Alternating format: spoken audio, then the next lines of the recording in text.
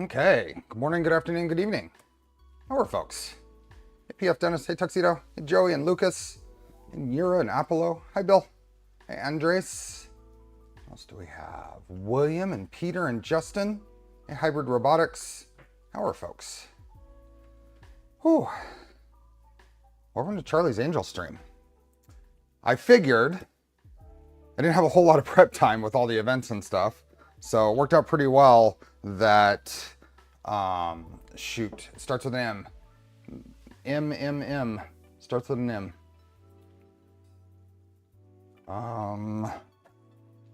M-U? Muzen. Thank you, Muzen sent me these, what do you call them? Sequins. Sent me these sequins, which are the RGBW version. These are very hard to get in the US. Very hard to get. So we're gonna install them on this old toolhead on the Trident here. So, hey Jeremy, Nick, Tuxedo,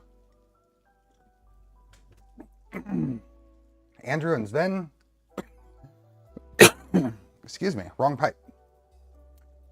James and Rob. Nope. Let's see. The cats are quite frisky this morning. They are exploring the garage. So I figured I'd leave that one on. You might see them hit the toy. Let's see if we can entice them. There we go. Oh, I'm sorry. That was loud. That was a pounce. That was a pounce.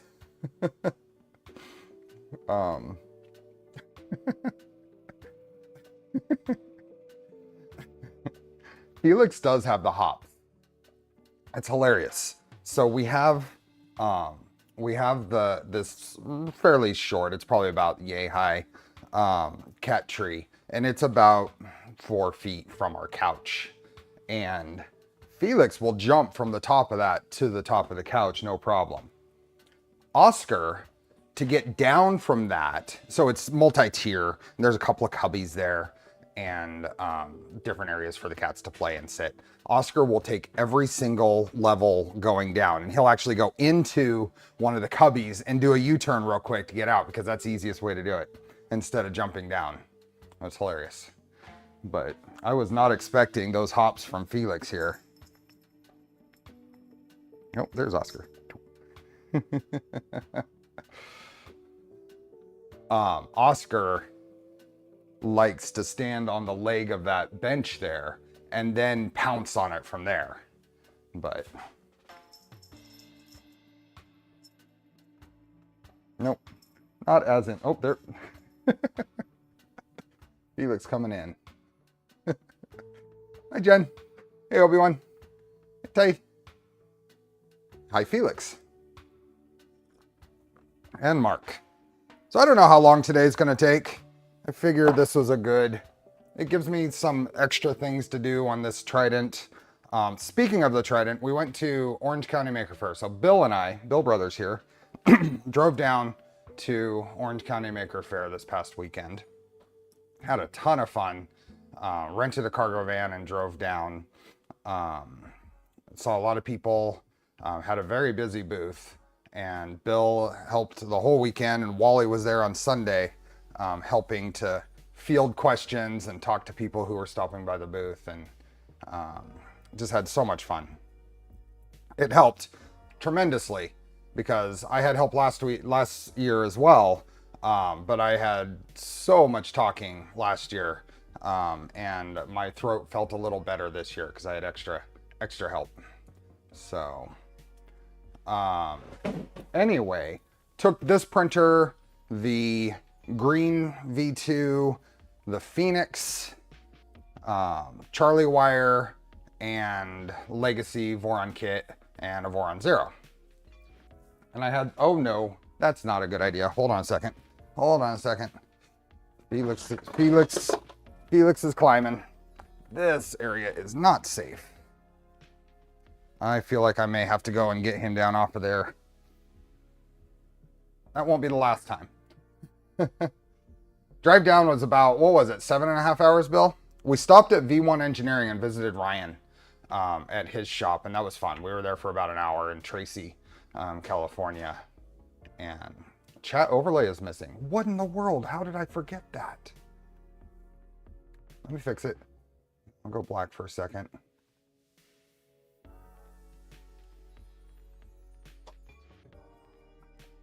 There we go. That's a bummer. I hate it when I forget that. Yeah, the trip back was a lot easier. We did it in 2 stages. We left after the show and stopped at Harris Ranch, which left only about 3 hours to drive on Monday.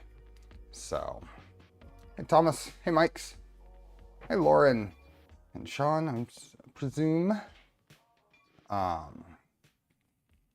But yeah, anyway, I had many of the printers actually running, including Phoenix. I was so proud. I actually got Phoenix fully operational. This was the very first 2-color ABS print. Jason, LDO Jason, was there with some ABS filament, this sparkle gray and this lime green or lime yellow type color. No, we didn't actually listen to anything. We just kind of chatted. Yeah. Anyway, this print is not good. This is definitely not good. It looks cool, but it's definitely not a good quality print. That surface texture is not intentional. That's not fuzzy skin. That is not fuzzy skin. I was probably overrunning the hot end. I have a Revo 0.6 high flow nozzles in there, and I had the flow rate up at like 35 millimeters per second, and I was running it fairly quick. This whole print only took a little over 5 hours. So to give you an understanding, with, I mean, IDEX filament changes, a little over 5 hours for this thing is pretty quick. So I was a little optimistic on the settings. But this finished it basically just after the first day was over. So Sean, thanks for being a member for 25 months. The second day I printed a slightly smaller version so I'd be sure it would get done. And although it's not perfect, it's way better. So I lowered the flow rate, tweaked a couple other, I think I lowered the temperature on the filament a little bit. Just guessing it changes just to see how it would go. Yes, these were printed on the Trident at the show. So I did not do any additional nozzle alignment calibrations after the traveling, and it is off just a hair, just a tiny bit. So I'm gonna do that again before I do another print. But Creamy came in yesterday. Awesome. Hey, Pathetic Puma. Hey, the GPs. The GPs, I owe you an answer to a message you sent me, and I didn't intend to not respond. I just got busy. Hey, James. So yeah, I'm really pleased with these. I think this was still about 5 hours. Even though I slowed it down, reduced the flow rate, everything. This one, then that's a big print for 5 hours, right? I'm pretty pleased. So that was going. Those were pretty much printing. It was printing the whole weekend, which was a huge attraction. Lots of fun. And then this printer, I decided to really, for me, bump up the speeds quite a bit. I think I set almost everything to 350 millimeters per second and 20,000 excels. And this print turned out absolutely fantastic. This print was an hour and 3 minutes. Yeah, the orcas were on the Tridex at the show, printed at the show. No, I'm sorry, I said Phoenix. I meant Phoenix. It was printed on Phoenix. If I've said Tridex, then that's I'm wires crossed in the brain. This was printed on this Trident, and I mean, even getting up close. This is 0.2. Oh, the 0.6 nozzle and a 0.3 layer height on those orcas. This is typical 0.4 nozzle, 0.2 millimeter layer height. And now that I said 350 millimeters per second on the settings, I did reduce the external perimeters, but the rest of them were pretty pretty fast. Like I said, this whole thing was an hour. You guys are really getting adventurous. There you go. You can climb around in here.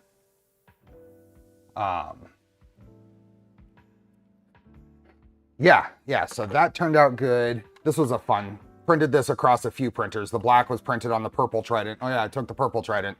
First show it's been to. That was the development Trident.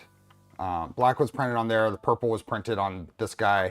And then the teal was printed on, oh shoot. Come here, Felix. Oh, shoot. Okay, I'm in trouble.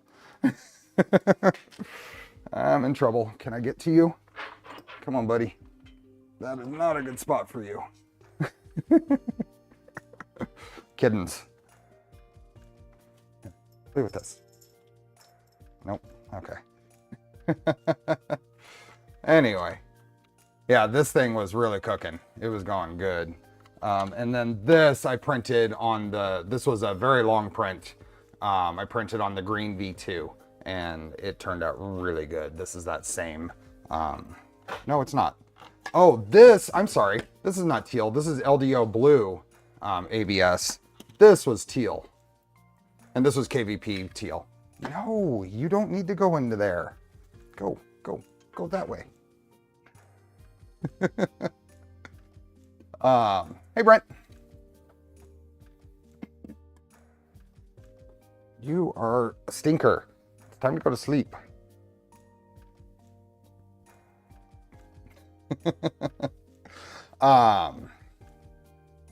Oscar's doing good. He's just exploring.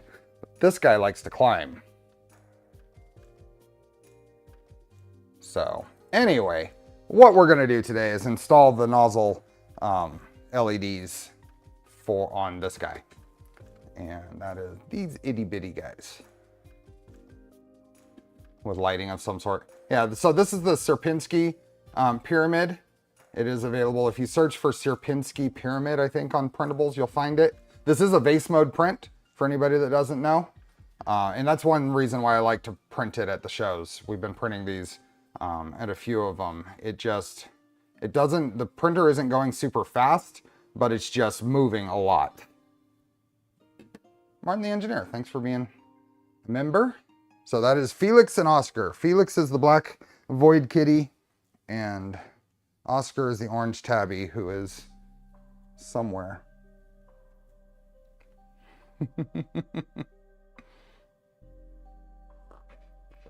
Sierpinski, I think it's Seirpinski, something like that. Anyway, let's get these out of the way and let's start figuring out what to do. So let me get my browser up here and go to Zol Toolhead GitHub.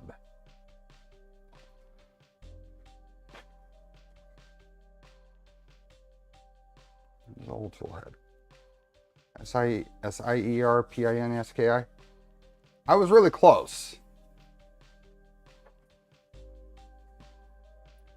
Let's go to docs.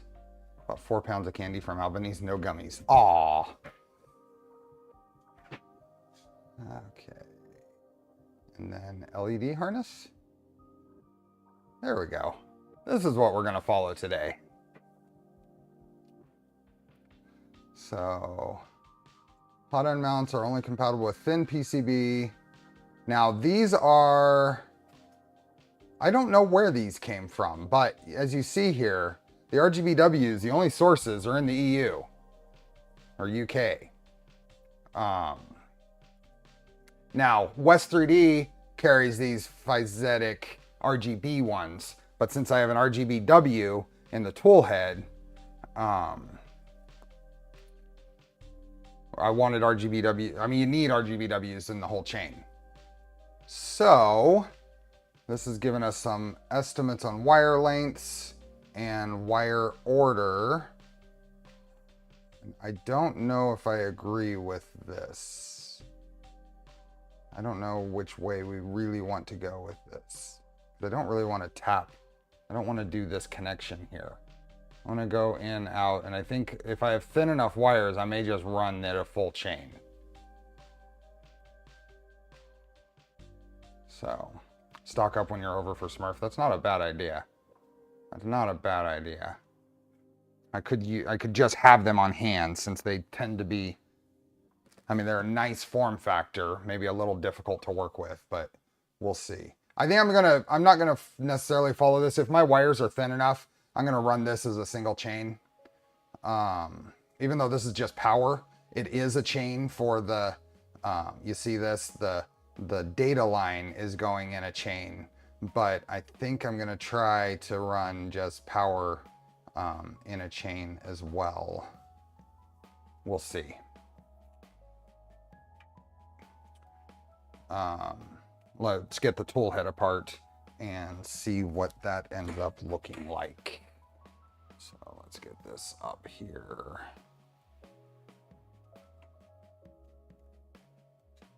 So if you notice, my other cameras are working today. If anybody was here on the last Tuesday stream, I was limited to my forward-facing camera and the webcams and screen sharing. So I figured out what's going on. I'm not 100% sure on the cause, but I'm hoping I can fix it.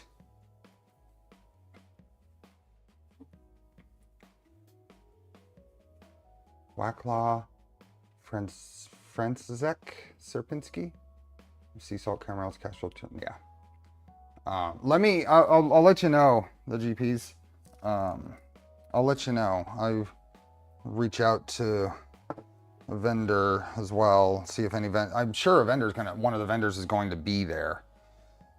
Okay, we got to pull this guy all out and disassemble. We need to unbuild a bit.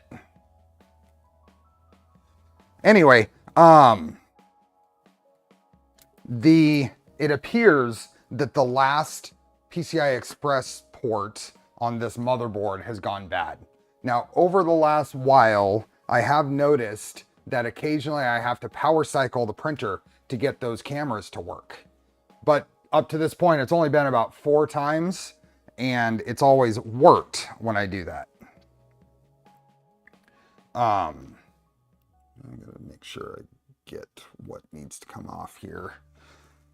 This time it just didn't. It decided to stop. Now, if I move the capture card up to the next available PCI Express slot, then it works. Hey, kitty. I ordered my Zoll parts. I plan on using Galileo for it. Awesome.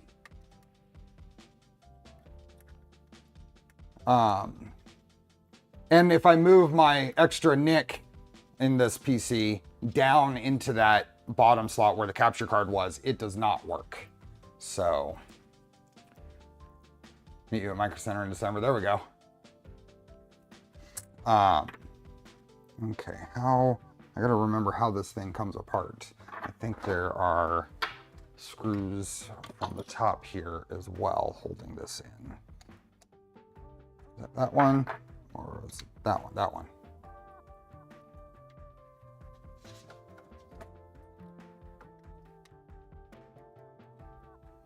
So I have a new motherboard. So this is a 9th gen i9 that's in here with 64 gigs of RAM. It's my old main PC. I really didn't want to rebuild a whole new PC, and it just so happens that these are still available barely. This is an unopened Z390. I have a Gigabyte board in there now. It is an Aorus Master. So I'm gonna swap it out. Hopefully it's minimal issues with just a direct board swap here. But this is gonna go in it. But since it's working right now, I'm gonna do this swap either tomorrow after stream or Monday. So I have 2 weeks to troubleshoot, basically, if I need to. Oh, there we go. There. That's Oscar for the person who was asking. What are you really? Okay. Now the AMD has decided to not chase the high-end GPU market. If I want a GPU upgrade, I'll have to shop for 4090. Ouch. Hey, Bryce. Gigabyte works great until they don't. Z390 motherboard to good chipset. Yeah. I'm really hoping that that is the cause of some just weird quirks I've had with this PC. I feel like because some earlier troubleshooting kind of led to a power supply issue, and I replaced the power supply, I think it was more likely power circuits on the motherboard and probably power going to that last PCI Express slot rather than the data lines. But that is going through the chipset instead of directly to the CPU, I think, on that board. Okay, let's see if they settle in. Hey, Steven. It's a game plan today. We are installing Sequins in the tool, in the Zoll toolhead for nozzle illumination. So newer stuff is more stable over longer periods. Gigabyte quality control went way down. Well, this board is at least 5 years old, Nura. So if Gigabyte was really good 5 years ago, then this would still apply. Okay, how does that? Oh yeah, I've got two screws down here that come off. This one, no, this one. I've always had good luck with Asus as well. They were just really expensive, and when I was shopping for this, I was really looking for something with maximum like modern USB and stuff features. A lot of the Asus boards still had like PS2 ports, and I didn't want to use those up on the I/O panel.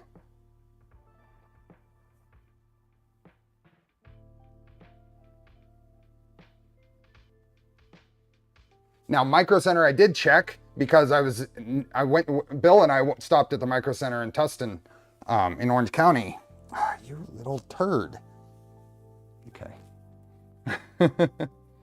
I did check to see if they carried any Z390s. They don't anymore.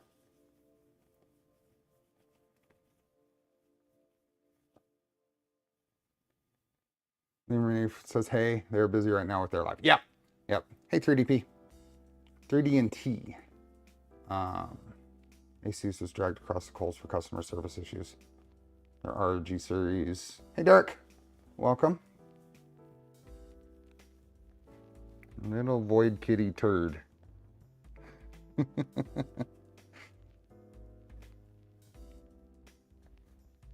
Okay. Now he's biting me. That's not okay. Go bite Oscar. You don't need to bite me. Hardest, my brothers. Oh, yeah. I apologize for my pronunciations of things.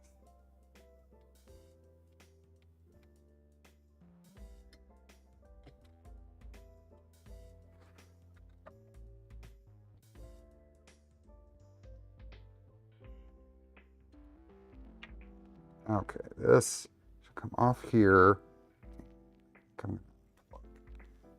Do I have two things going down there? No, there we are. Okay, so with unplugging that's nice, and a whole little package, just one little plug for the tap board needs to be undone. Those two screws, there we go. That one's there. We're gonna have to pull this a little further apart, I think, in order to really get it, because there's these two screws here are kind of a pain. If you see down in, yep, there it is. That screw is gonna be really hard to get back into there without pulling the tool head off, so.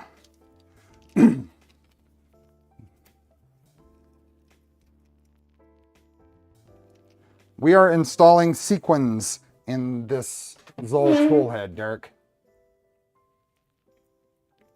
You printed PC ABS with or without CF, thinking of buying some from 3DO. PC ABS, I haven't. I have a roll of PC ABS. I think the Polymaker stuff, but I haven't actually printed with it yet. Is Felix your fave at the moment? They are both. Felix is a lot more like seeking out attention, but Oscar is a sucker for belly rubs. He will come to your feet and just flop over on his back and demand belly rubs, and I love it. He loves the belly rubs. See?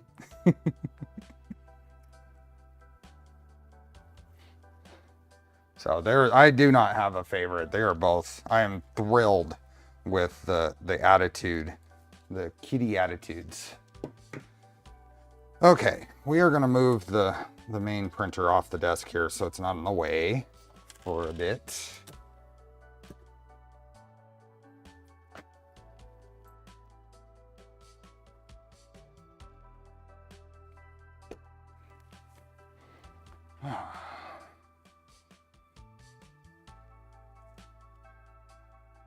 Should never have a favorite child. Exactly.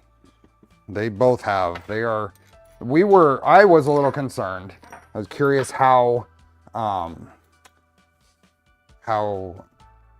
Oscar was going to be, because he was pretty timid when he got here, but he's decided we're okay. He was a little nervous around Bill, and Bill can attest that Felix was ready for pets from Bill right away. But Oscar was a little weary. Okay, let's see what we're doing. We are going to put these guys up in here, and the wiring path, I think we're gonna have to disassemble this a bit to get to that. Cut there, that's annoying. Let's see what the documentation says. No handles. I have handles on some of the printers, but 250s are easy enough to just grab.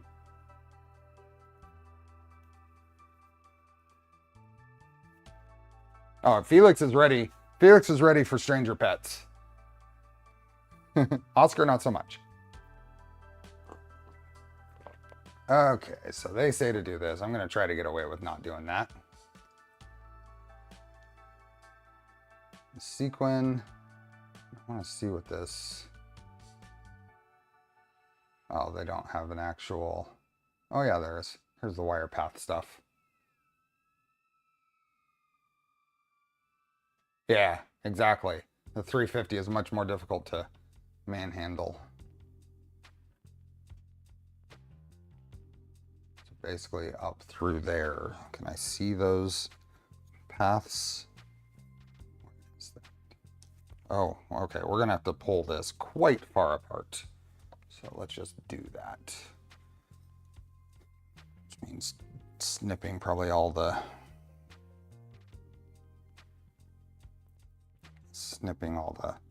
stuff, and I'll probably might rework this to bring the NeoPixels up this side. Where's the NeoPixel port on this thing? It's right there, so it doesn't really matter which side we come from. Usually not. Oh, of course. This is, well, the nozzle. That's a loaded question. Nozzle. STLs were updated 3 months ago, so yes. Oh, hold on. Let's make sure there's a pre-release. Okay, so they've moved whatever was pre-released before into main. So this is the latest, because I reprinted these a couple of times. So, hey, Bob.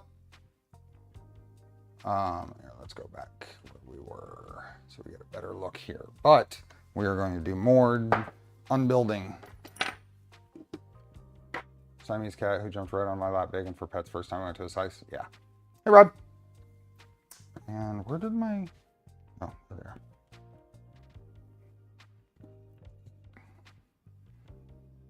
Be very, very careful cutting these zip ties.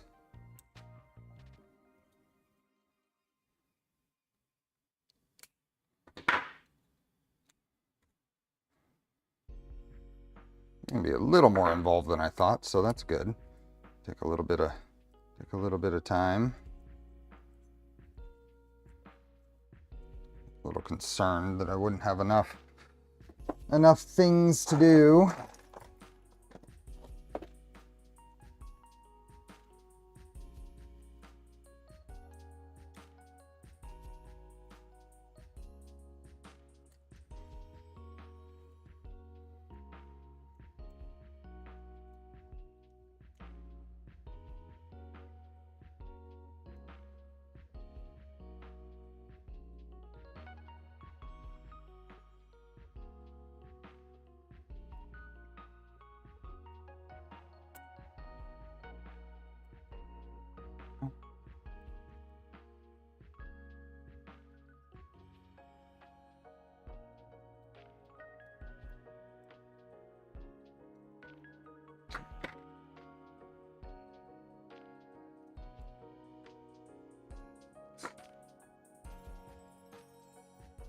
Brent? Show us the Phoenix working. Good. Let's see how long this takes. There's our tap wiring. And now I think the top of this can come off.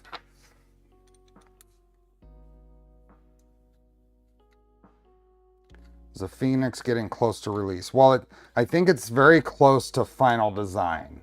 So now the rest of the stuff has to happen. So documentation and just getting time on it to weed out any issues.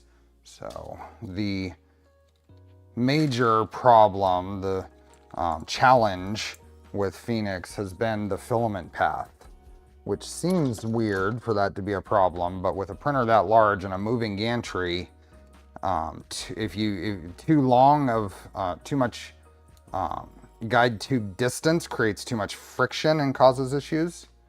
And I guess this one can just stay here, stay plugged in. So,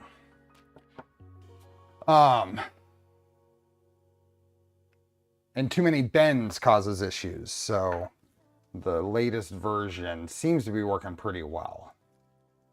Documentation on a printer. Yeah, us and Prusa are pretty much it, right, Bob?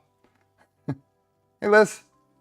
Liz, I am going to try my very hardest to not let my scatter brain forget your raspberry Pez dispenser. Your Pico dispenser.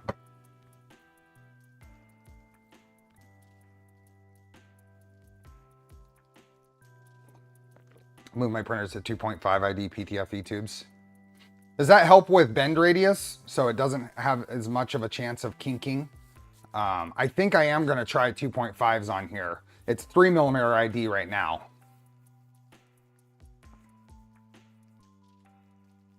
Hey, Redacted. Okay, so now we're down to just a tool head, and I think we're going to want to keep pulling zip ties. We'll just rewire manage this when we're done.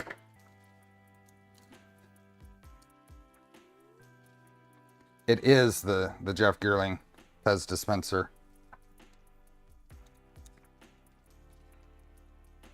Yeah, I think this is what we want to do. Pull the fans, maybe?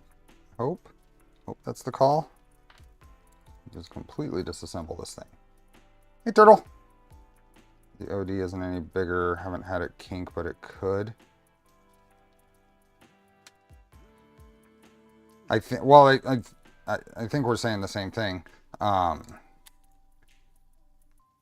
Well, I'm sure the 2.5 ID will have less tendency to, the 2.5 ID will have less tendency to kink as it's being moved around and bent. But it should have a little more friction potential. Okay, so front plate off. These together. Get which is which. So there on that side. This one.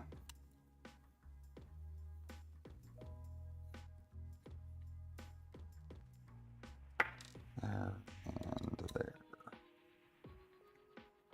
We're missing a hex tray. We are. Where is one of them that I used on this? Did I put those?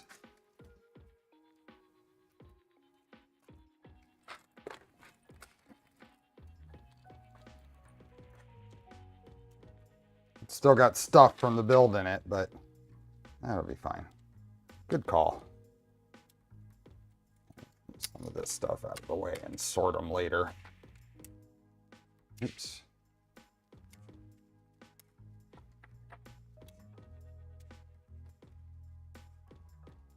There we go. All is better. How do you like those old tool head? It's working great. I mean, the print quality I was getting out of it at really fast, I mean, honestly, very fast speeds. Print quality was awesome. Bill can attest. It's got Bill thinking about making changes to his printers. Can only find them in translucent, which really helps in loading and unloading filament. Want to make sure that it's actually PTFE then, the GPs, and it's not FEP or some other material. FEP doesn't have as high a friction or as low a friction coefficient as PTFE. FEP is what the LDO kits used to come with. And it's actually, especially in printing like abrasives or TPUs or something, the PTFE will feed it with a lot less resistance.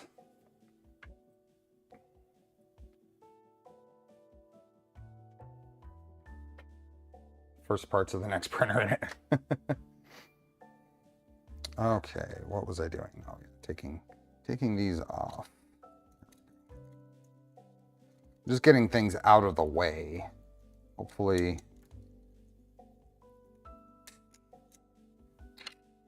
Get things out of the way and we can get to where we need for the come off right like that. This guy will come out of here. This is going to be kind of fun. So I'm hoping I can leave the rest of this pretty much.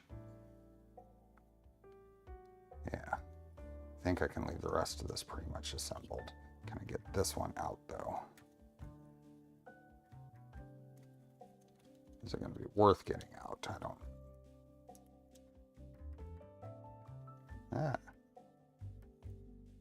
Maybe it's not worth it. But I need to get through there, so we shall see. Oh, this has to come out anyway. Yeah, need to get up into there. So.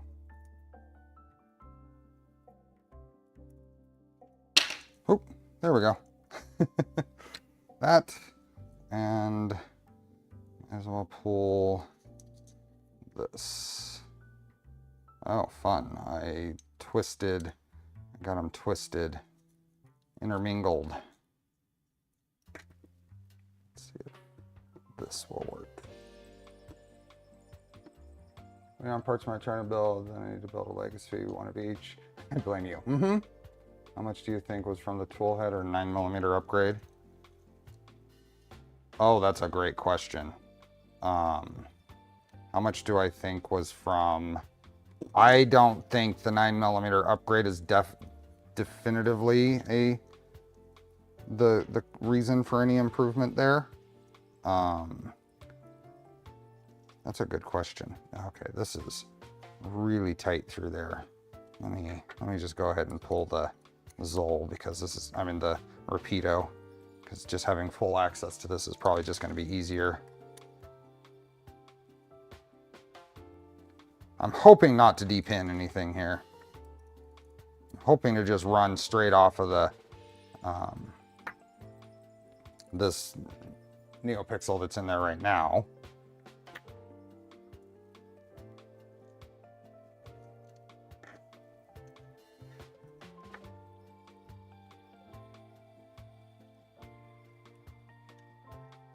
Hey, Sanity.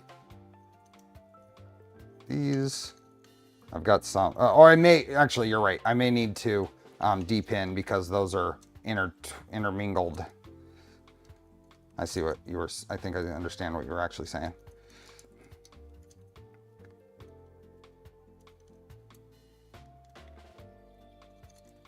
Come on.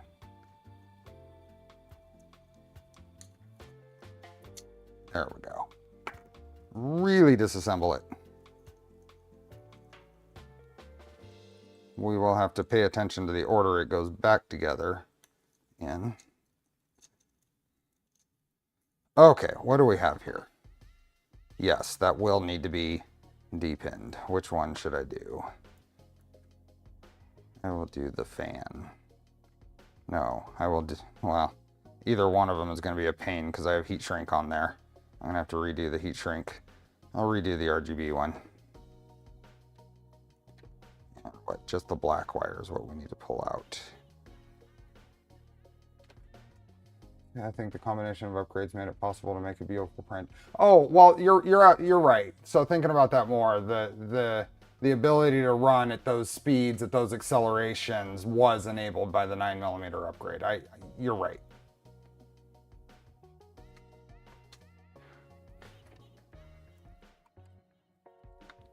Sorry, I'm trying to answer questions, but also trying to think through how I want to do this. Has my and didn't have my full focus. You leaning towards a reputable upgrade being what gives you that quality? No, I think Bill's right. The ability to run at those speeds is enabled by the 9mm gantry, and really maybe not fully the 9mm gantry, but the fully supported steppers at the back, allowing you to run the higher tensions, and the degree that you can do that by the 9mm versus 6mm belts. So best to do the one that isn't twisted. Yeah, that's what I'm doing, the NeoPixel one, the RGB one. This depinning tool, it's fine. It's a little safer than using a hobby knife or a small screwdriver, because it's not likely to get you if you slip. Yeah, pop off. Is there any plans to update Stealth Burner? There's always plans. Nothing's imminent. Oh. Okay, now let's get this through. Ooh, maybe.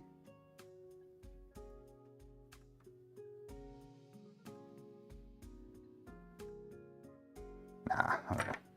I'm gonna cut the label off and we'll just redo the label.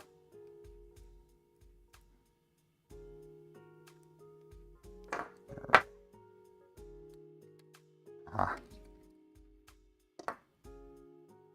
And free.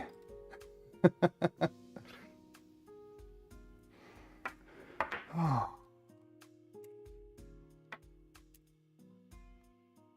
Okay, so we get to do a rebuild, complete rebuild of the Zoll tool head. I guess I need to pull all of those if I'm going to relabel that.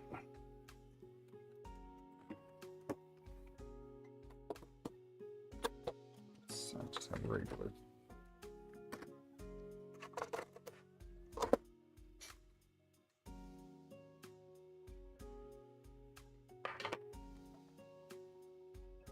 Okay. I liked RGB. That works. RGBW. Let's waste a bunch of label. So bearing supported AB steppers with 6mm belt would be sinful upgrade without going 9mm. I don't know. You may get just enough. You may get enough with the 6mm belt still. I don't know.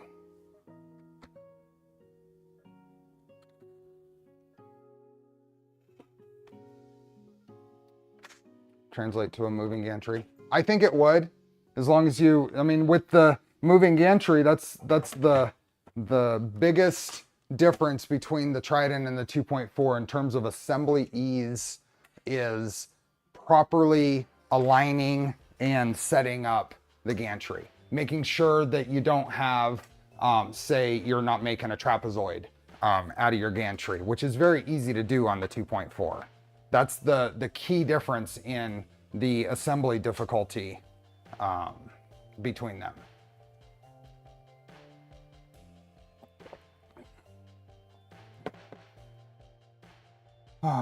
Okay, so I need to pull all of these out.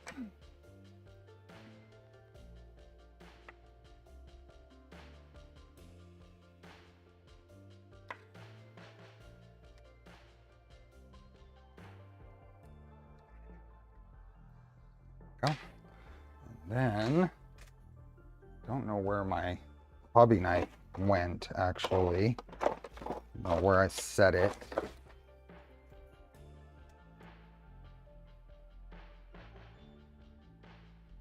Or a micron. Yeah. So all of those that style, there is additional, I don't know that enough,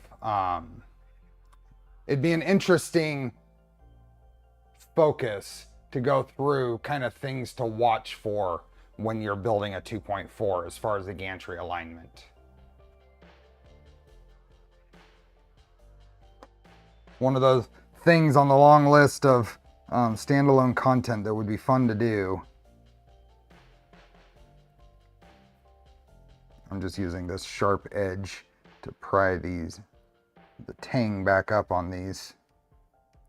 I said you can only do this once, you can only get away with this once or twice on these terminals before you have to recrimp them.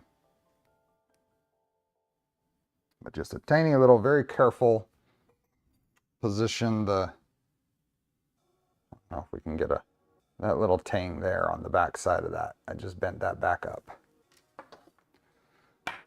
Hey Ella. Still need to upgrade my old SB predecessor. Yeah. The afterburner. Okay, now we'll see if we can get this guy on here.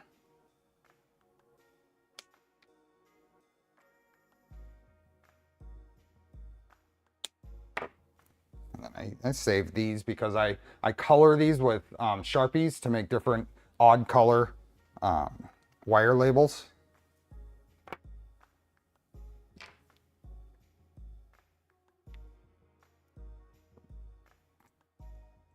So who is going to 3D Printopia this weekend? I have 4 days to finish getting ready to do that. Afterburner, yeah. Me, Bryce, awesome. So these are lined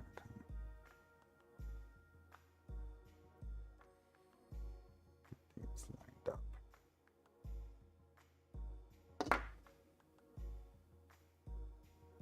Oh. See if I can get all of these through here. I hope so. I hope I don't have to go to the bigger heat shrink on this. Ooh, I might have to.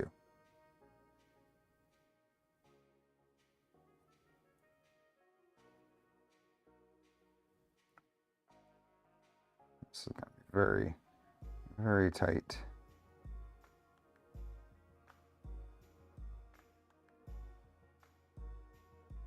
Come on.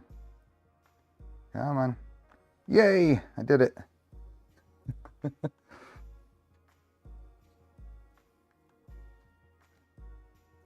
Well, and of course I didn't really pay attention to what wire order was. It's already next week. I know. How's it going, Ajax? Hey, zombie.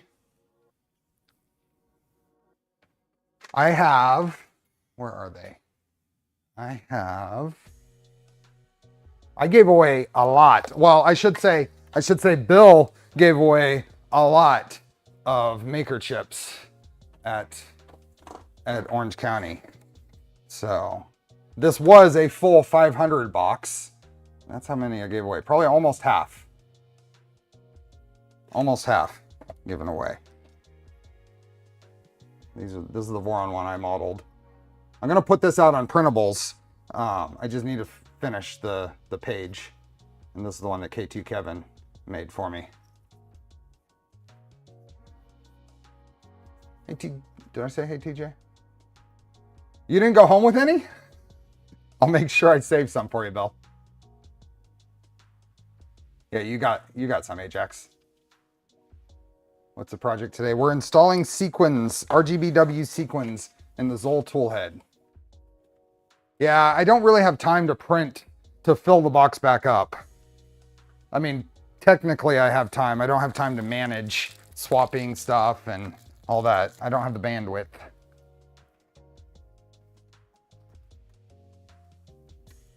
You bringing some from Smurf? Yeah, I'll bring some for Smurf. Unseen from the depinning side. What are we talking about? Did you say something, Tuxedo? Oh, black, yellow, red. Can I confirm that? Don't want to. Black, yellow, red. I do have a Prusa MMU. Darn it, it's not labeled on here. Oh, you rewound the video to check?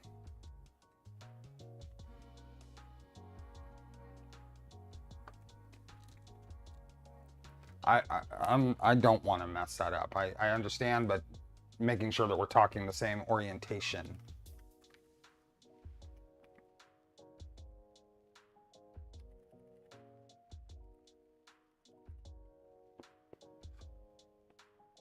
Let's just do this real quick.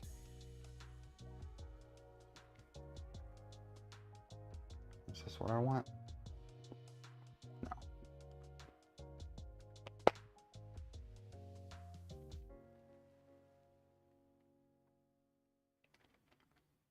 Here we are. So that was real quick to get to, and it's worth just making sure I don't screw that up. I don't need to send 19 extra volts to it. Well, reverse polarity in this case, but still.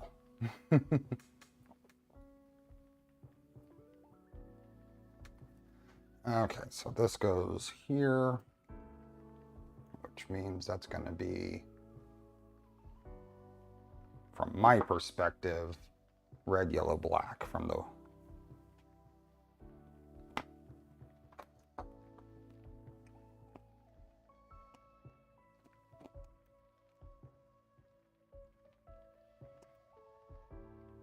red.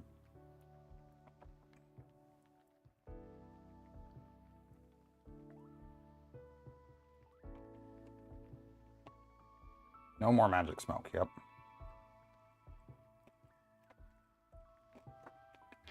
I did end up with an extra or a replacement board for that.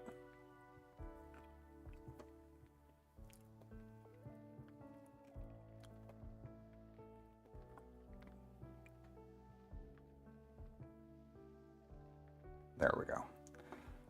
Nice and clean. So now, this guy has to come out of here, so I'm going to try to pry it out of here gently. Just grab it back, just like, there we go. Pop that out. We fully zoomed in. There we are. Yeah, I'm sure you were right. I just making sure. So these guys. Oh, and good. Kitties are sleeping. Now we need to make a chain of these. So I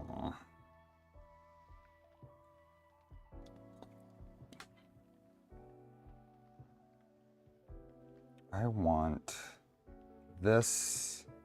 I kind of want this to come in from the other side this time. So if that goes there and this comes across, it goes up through this side, that'll reduce the number of things I have to push through this side port too. So, and then we've got sequins that go in here, and there are little itty bitty zip tie spots here to manage the wires to them. So I think we need to come in from the side.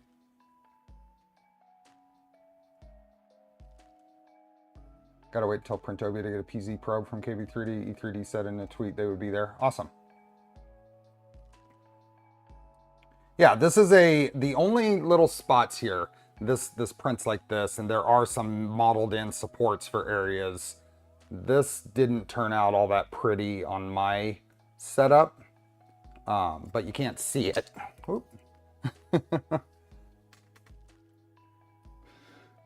Send me a damn Discord.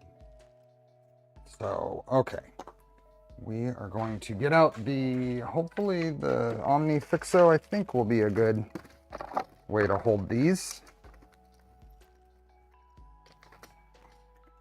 Omni Fixo.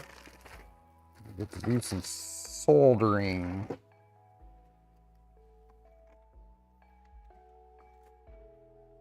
Some test print of that piece. Mine looks similar. Yeah. Yeah, what would be nice is maybe now that I have the Phoenix running well, it'd be interesting to put a 0.4 nozzle in there and do a ABS and hips or something print Reflexes check. Yeah. Hey, Cliff. What's a typical fan speed on the Zoll for printing ABS? I have no idea.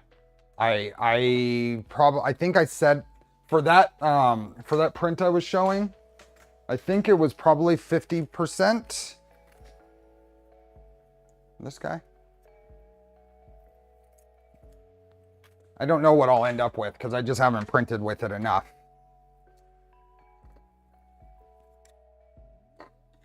Okay, I'll get a better camera view here going in a second.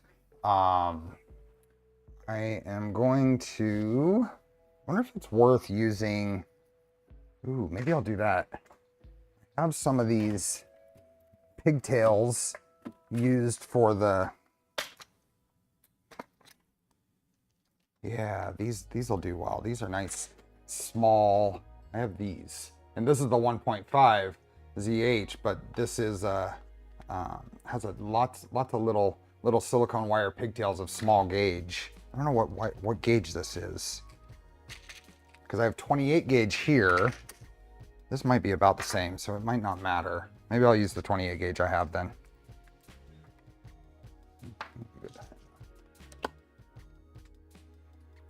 Is that a Flexi Toothless? What's Flexi Toothless? Are you talking about the Omni Fixo? Or 10 times I think until I was happy? Oh, the print? No, this is just a regular Zoll toolhead. Let's go ahead and do this. This is just 28 gauge silicone wire off of Amazon. Oh, got it. Thank you. I get what you're talking about. Toothless. I don't know. It's Baby Dragon. Here. Saw it on printables. It was in the recent models, but it's let's go Baby Dragon articulated.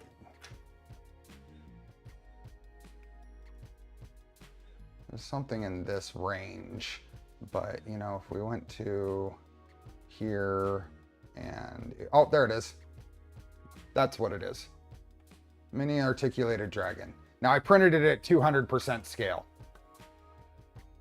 I printed this at 200% scale. There you go. I'm glad I found that quick. That doesn't always happen. I thought it was cute. It was a good print. I printed 2 of them. I gave one of them away. Okay, we are going to run our wires now. I think I'll just double the model and crank up the speeds to see what happens. Exactly. That was exactly what happened. I wanted something to be moving really quick on the display there, and it was shaking the whole table. Okay, we are going to go, this is going to go here. And I wonder if I can get away with just, for the power ones, just running one off of each side, soldering 2 wires into there. Or is it going to be better to just chain them? I think it'll be better to just chain them. So we're going to have one that comes down. We'll go over on this side. So let's pull this up. I think I will chain them. I'm hoping the wires are, oh, come on, there we go. Just so I can get my finger on that to hold it there. Form it into the path it's going to take. That'll be more than enough wire right there for that side.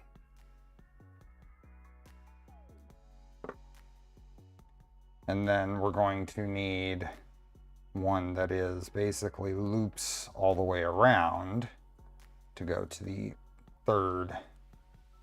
So this is going to go.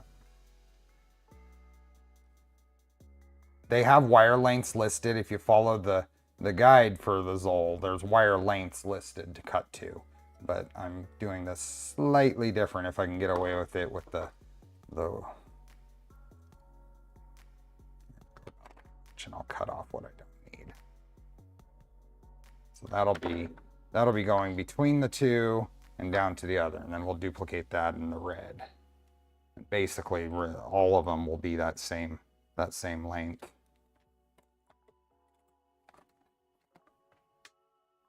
Part of the success of that model is it has no sharp corners, so it doesn't have ringing problems. Yep. Yep, agreed.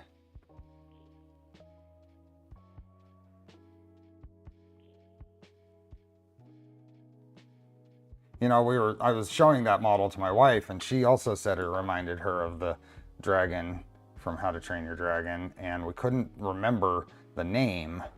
So, Toothless, that's, yeah.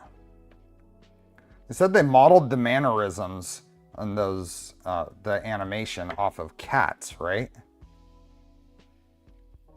This is all just the same. These should just, because we're just doing a regular stealth burner style chain.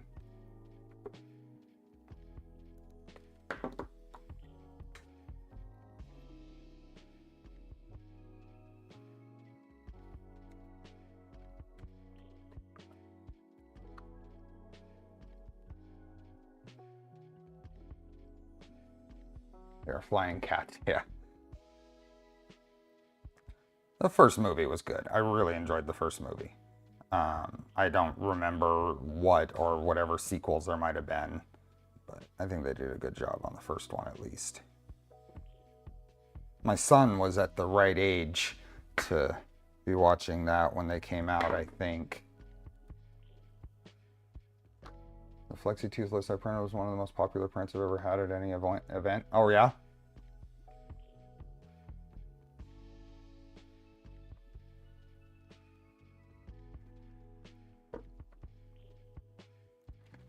Oh, did you guys watch Maker's Muse, Angus's cat FBV cat toy video?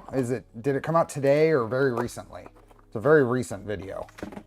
Probably anybody see that? Maker's Muse, yep.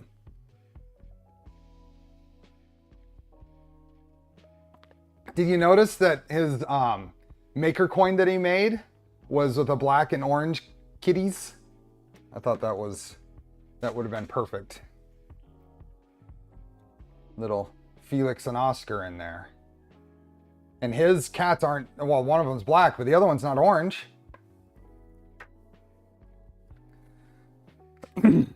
Okay. Let's start with this guy. And I'm gonna bring in probably the webcam over here. Now I've normally soldered these with, let's do that. And this is probably not the tip we want for this. So let's swap that out. I'm gonna try to get away with my normal 1/16 inch tip or whatever.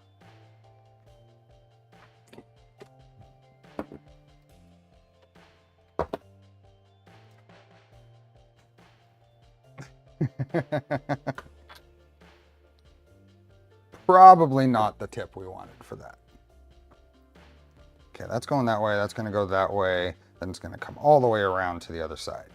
So we'll be test fitting this as we go. And I think there's room in this tool head to really just kind of allow wires to get tucked in to this cavity right here. I think that would be okay, as long as they don't poke into the hot end area. So a little extra wire isn't going to hurt us here.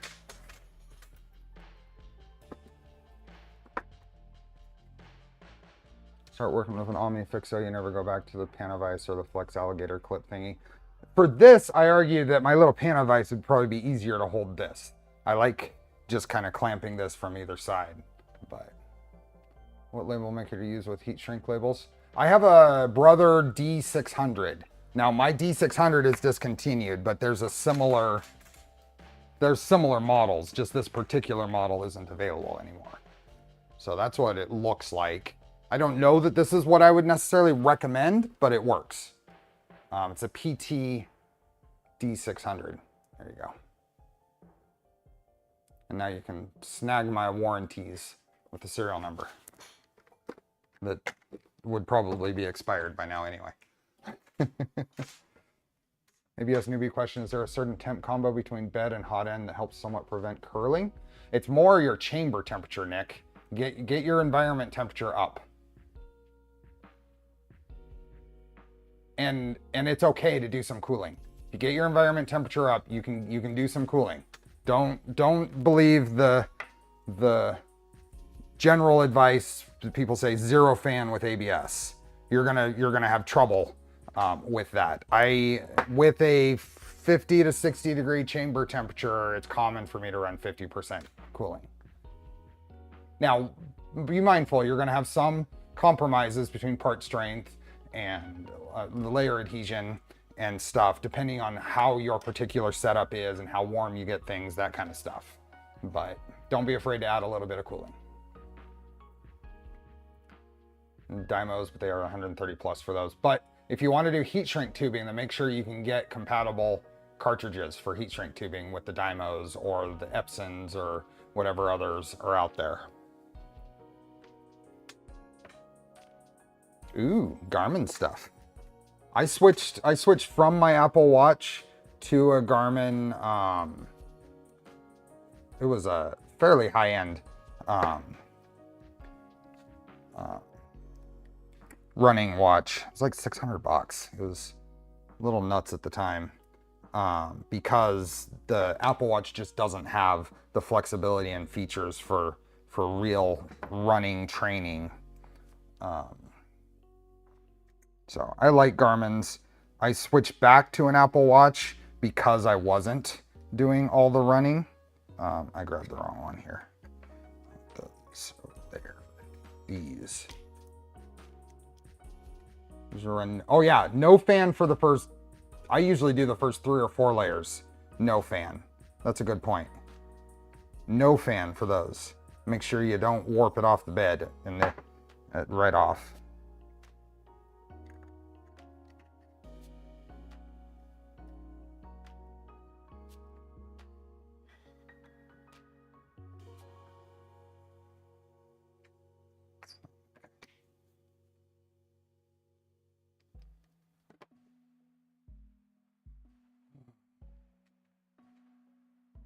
Found for cycling, Apple doesn't compare to a Garmin. Oh yeah, for sure.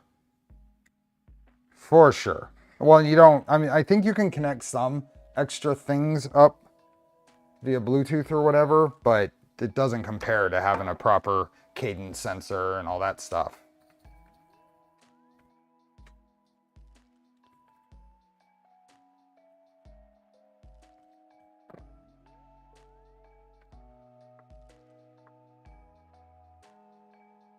Actually, I'm gonna do this.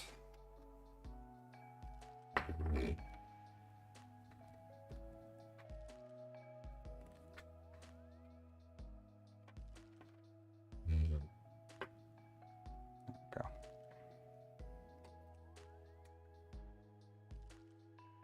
Standard 3, cheat with a full metal heat break and steel nozzle.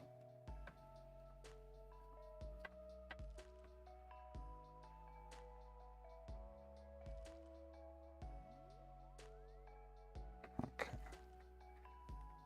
Now I can get my head in here.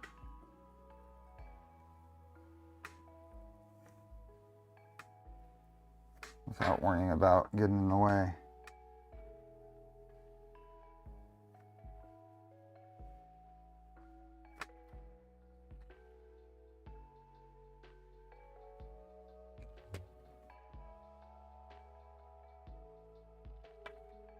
That's trying to focus on. Maybe we can get it. Come on. Come on.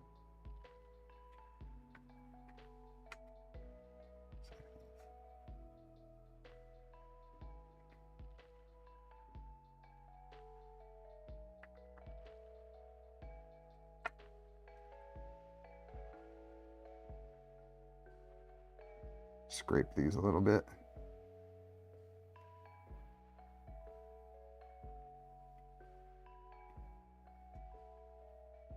I've been sitting around a while.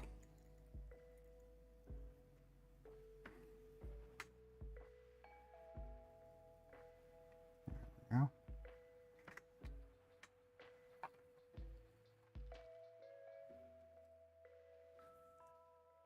Hey, Joseph.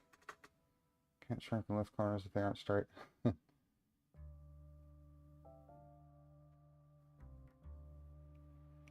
Oh yeah, there's jigs for this for sure. How do I want to do this? See, this is what I don't like about this. I'm gonna shift. Actually, is this small enough? Ooh, I can do that. That'll work. That'll work. It sticks on there.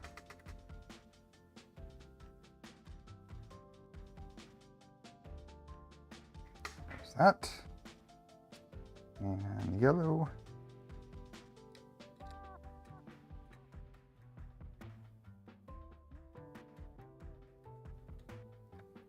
Camera involved. Oh, let's get a little bigger blob on this.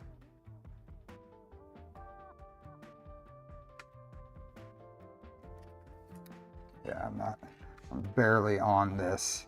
Trying to probably work.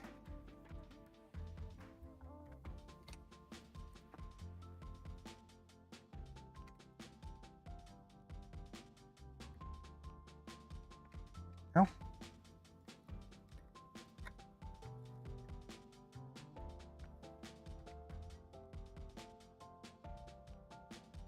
There. Perfect.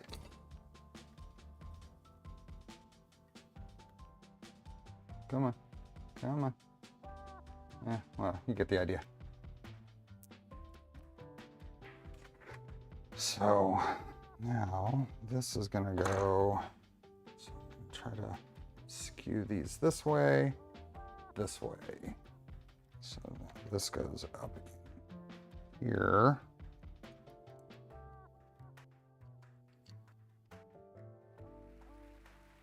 Goes up in there. This is going to come around.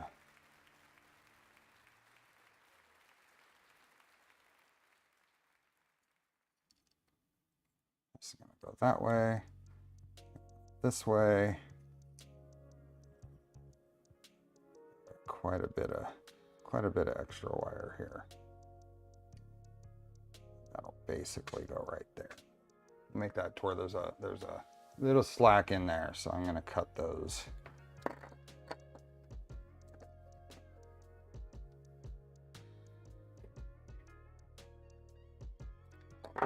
Something like that. Sorry, I cut a bit off of it. So if I move this over here, oops, hopefully that's not too much. Ended up having to, I hope I didn't cut those too short now because that red wire was pulled a little tighter. Let's make sure before we go through.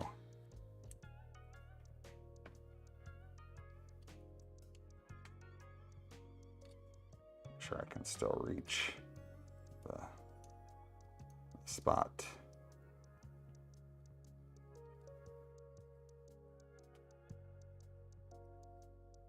Yeah, I think it'll still reach. Okay. So I'm gonna take these.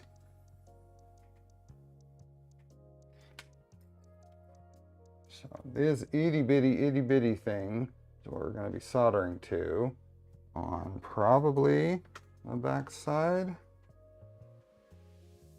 Yeah, there's gaps in there for the wires. This is gonna go up in that spot.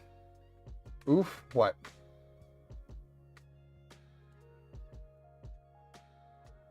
Brother printer is a P-Touch software. It allows designing custom labels and previews them before you print.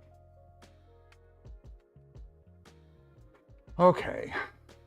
Let's not get edge 1040 instead of 840. Oh, you're talking about watches and stuff. Yeah, these are very small. Small even. With the extra lowercase o. So that goes like that. I guess it doesn't really matter. It'll go in either side. We're just soldering in from the side. So if we look at these, they are labeled pretty well. If we can get a focus. Focus. There we are. So we have data out, data in, plus and minus. Are there harnesses for these?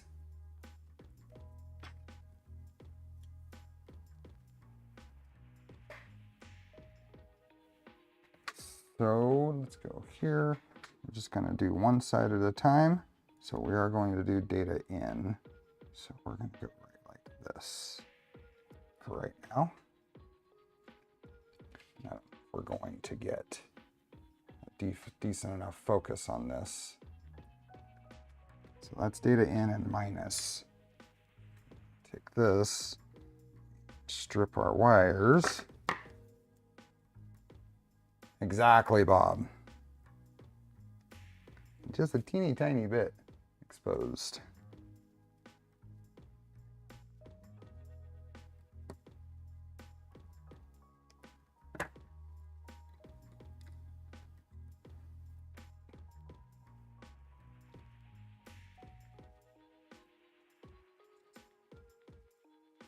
Sell them on my store. There's no store. You will never see me selling things myself on a store. That is not my idea of any degree of fun.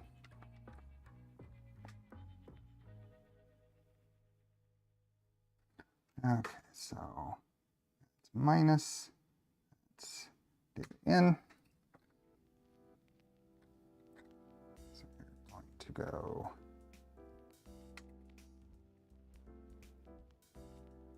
data in.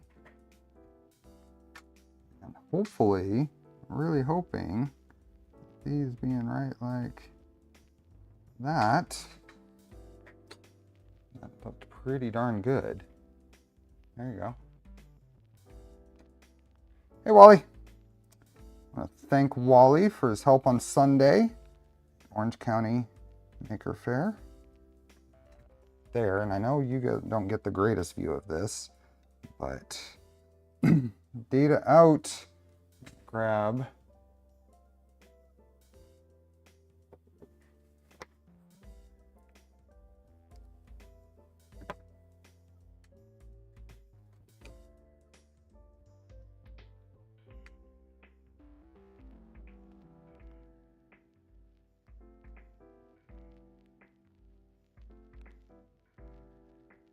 Ooh, solder bridge. Hey, Letian.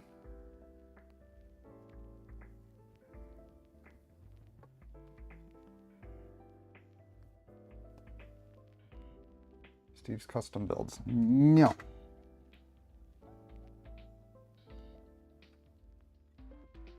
Go. And what do we have? Flush.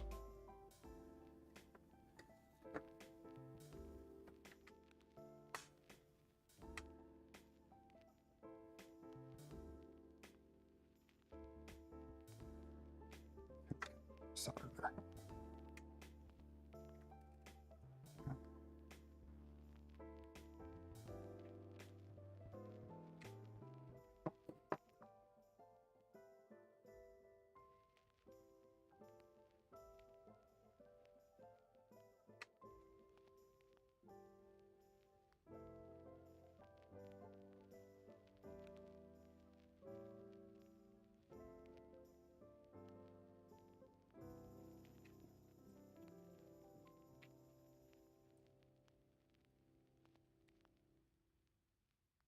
Hopefully all that little bundle there isn't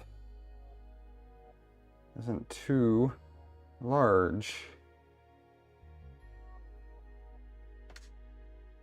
Magnifying headset to be able to see the wires connectors. That's what these are for. These are only 2.75 times, but along with my contacts, they make this stuff really nice. Okay, so there is... Oh, how am I going to do that? Yeah, so that's what they were talking about. I will probably take power from here then. I'm going to try to double those up. I don't know how successful I'm going to be, but we are going to try. Because there's no way I'm going to get additional power from this side. So that's why they were talking about that.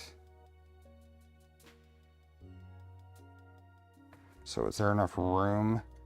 Yeah, there's enough room there, I think, in that cavity. Let's try that.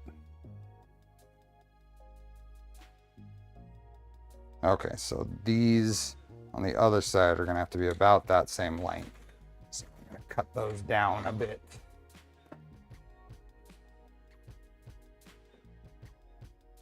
Hey, Dr. Nick. So these are going to have to come down to the same length as these.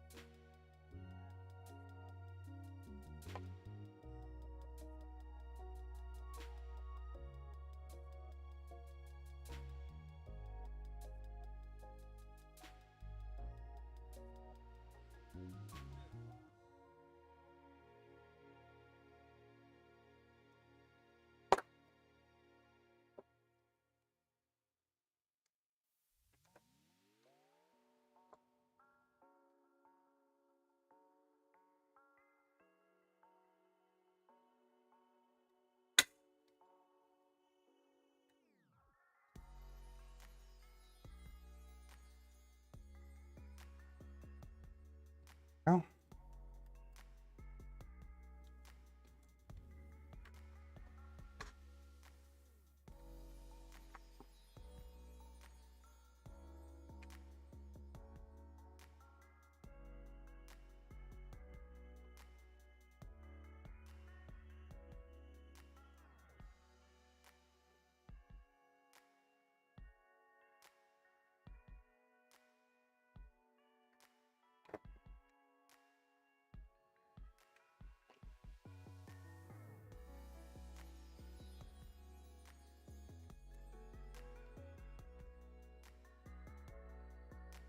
The sequins don't work with some NeoPixels? Oh no! Don't tell me that. Don't tell me that. I guess we can do some mock-up and just plug this in before we go too far. Here's the second cut cam. I think they'll find a way to fit in there. I think they'll find a way to fit. There's a thread about it. Well, that's fun. I hope these are compatible. What's the best way for us to test that? What is the best way to test that before we assemble this whole thing? Okay. Short side, long side. Let's try the... We're going to take advantage of this doing that. This OmniFixo is so cool. Just the... Let's take this off. Let's put this on like that this time. It sits right there. Hopefully enough.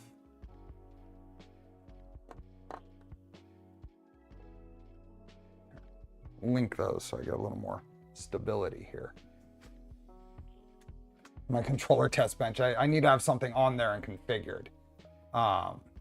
Probably the easiest way is to just hook all of this up in the printer and turn it on.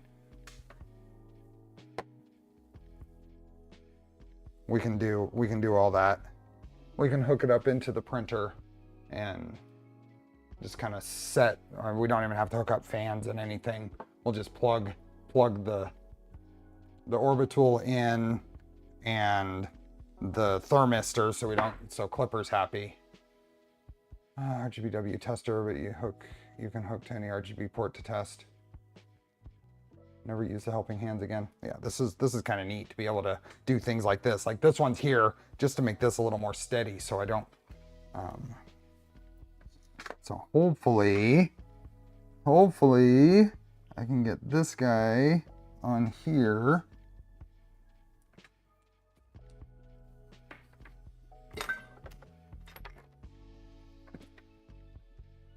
Two of these on here and two of these on the other.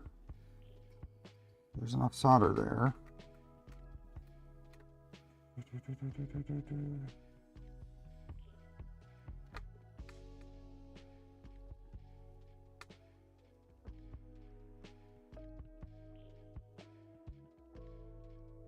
Ah, that did it. That one did it. That's strong. This one, just make sure I have enough solder here. This one come in from this side, actually maybe from this side. Nope, that one did not. Too much pressure on the other. So let's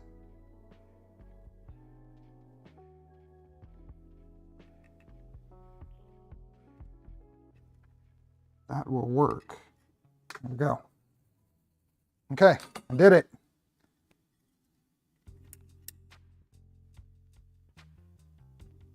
Yeah. Yep. Okay. So those two go out to other sequin. Do like this, I think.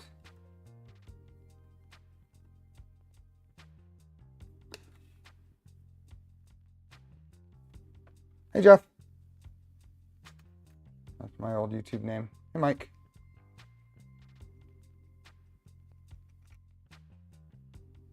Jeff, feedback on the litter robots has been very useful. It's been working really well. It would be really nice to have an option in the application to only get critical notifications. Like, I only really need to know when the waste basket is full and when the litter hopper needs refilled. I don't need to know every time the kittens use it. I've been meaning to send that to you. The notification overload is real.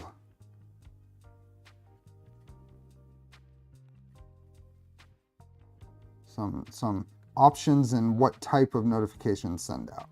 Really nice.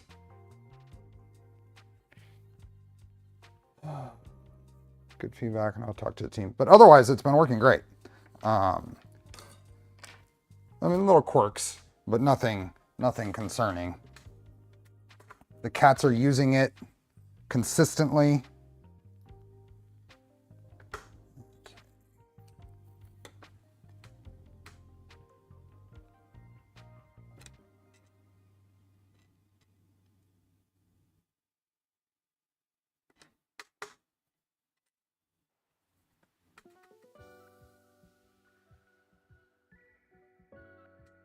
Go.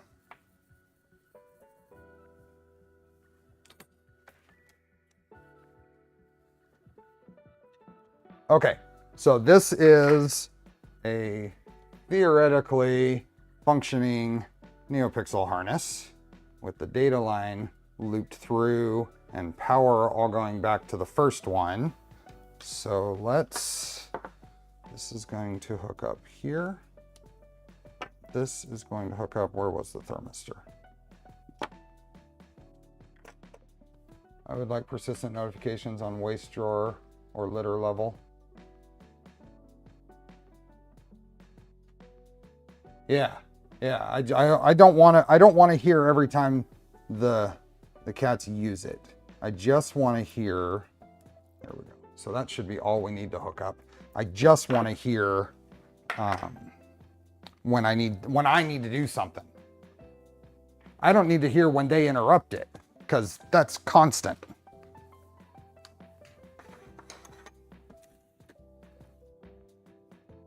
And a little some way to go in and change the cat's weights, because right now it's still confused because it thinks we have a 4.5 pound Oscar and an 8 something pound Felix, because it's recording when one of them uses it or when they both use it. Now I know that'll go away once they get used to it and they're not using it together and don't fit together.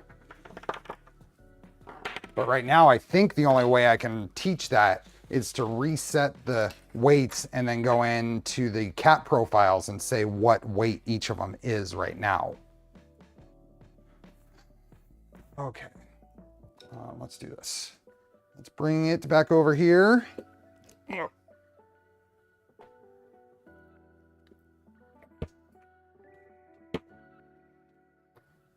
Should be able to get this out of the way. Just set things here.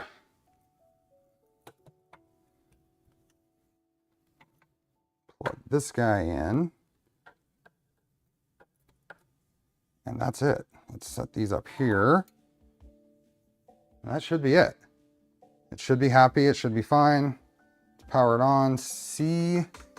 Get your clips ready for any smoke. Oh, you can turn notifications off, but it's all off or all on right now. You tried the pet profile and enter the estimated weight. I need to do that. But it's not a whole lot of point to do that when they're still both using it occasionally, because it just confuses it. So once I notice that that they've stopped trying to use it together, I'll fix the weight thing, I hope.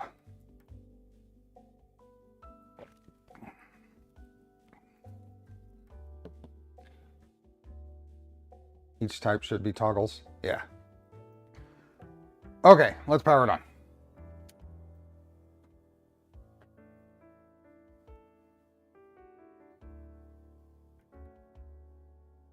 I don't know that NeoPixels were working at all on here before. I don't remember the anything being turned on.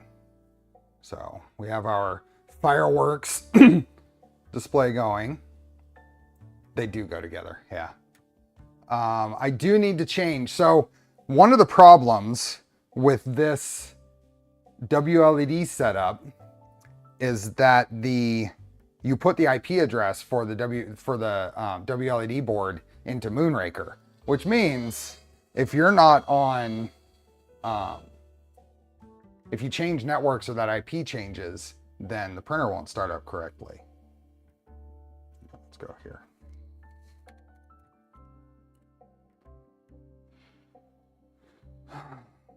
Okay, so here's what let's see. The little mini dragon was print time 1 hour and 3 minutes. How much filament did that use? That was 9.9 meters of filament. Yeah, well, but that doesn't help when I take it to a show, Maurice. So I had to change it for the show, and that's why it's not going to, or it shouldn't. Well, that's interesting. It did come up.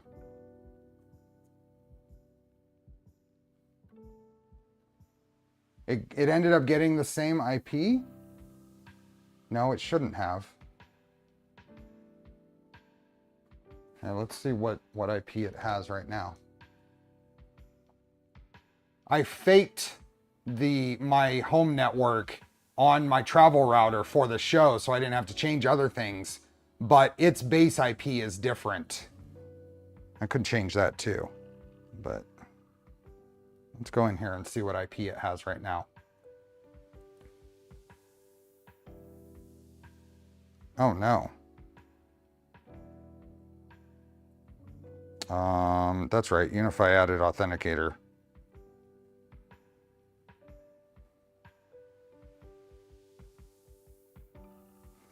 There we go. Devices. Devices. Where is WLED? What did it get? What IP? Ah, it got the same one it had before. So if I scroll down here, get rid of this. I can... Oops. Okay, save and restart. Set the pixels directly controlled from controller port and clipper definition. Thanks again for letting me borrow that Unify mini switch. Oh yeah, no problem. Well, and now that I see, your usernames are confusing, but thank you for the OmniFixo again. I picked up one myself to keep in a carrier patch. They're so cheap, aren't they? Set a host name for the WLED board. Yeah. Okay, we're back in here. Oh, we've got two. Actually, let's go here. The main one is on. The second one, so this one's blue, that one's red. We're gonna have a problem, I think. We're gonna have a problem, aren't we? This one's blue, that one's red, that one's not on. Let me make sure everything is good in terms of my wires.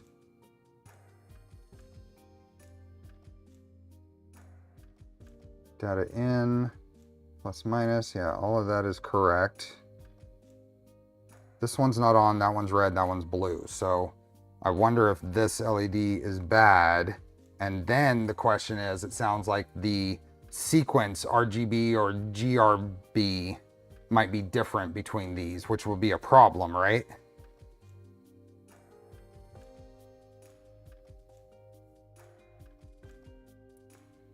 Sorry for the confusing username. My 3D printing identity and my gaming identity crossed over in Discord.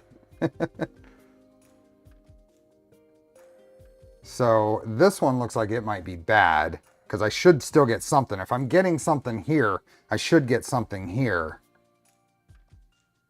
Now the question is are these just not a compatible chain? Does anybody know?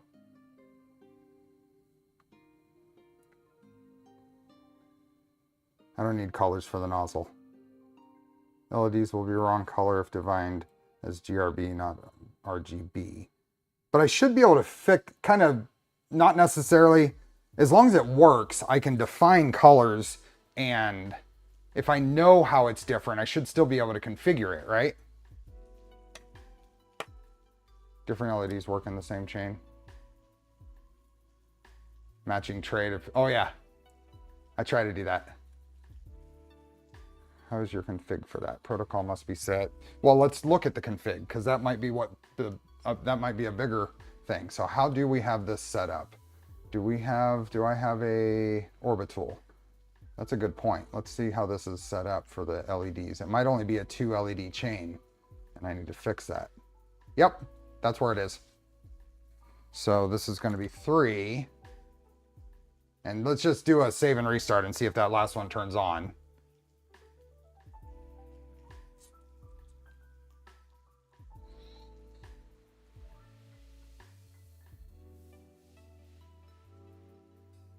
Oh, color order? Oh, that's cool to know.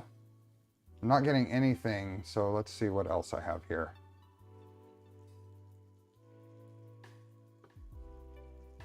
So that is a 3. I'm still not getting anything on that third LED.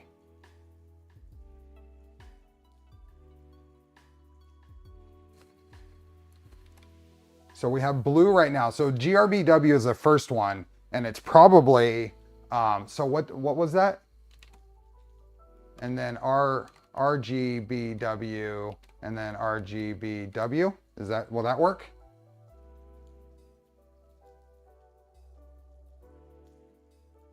And then, because right now it's initial blue, and that's the first one is blue. Hey, Dutch dude. Let's see what that does. We're looking at initial value, should still turn things on. Oh, hey, there we go. That worked. Good call. Who was that? Who was that? Aesthetic and Musaka. That worked. So now I have 2 blue LEDs, but the third one's still not turning on. Why not? Why not? I do have this. It is on data in. We do have the power correctly. And there's no, yeah. Data out is going there. So this one is still not coming up. That one's still not coming up, but those are giving the correct colors now. That's awesome. I found the settings for me? Really? That'd be good to know. I'm assuming you're talking about the notification settings. What am I missing? Am I missing anything else in my config here? And let's double check to make sure I don't have a conflicting LED under accounts, settings, and notifications. In the app?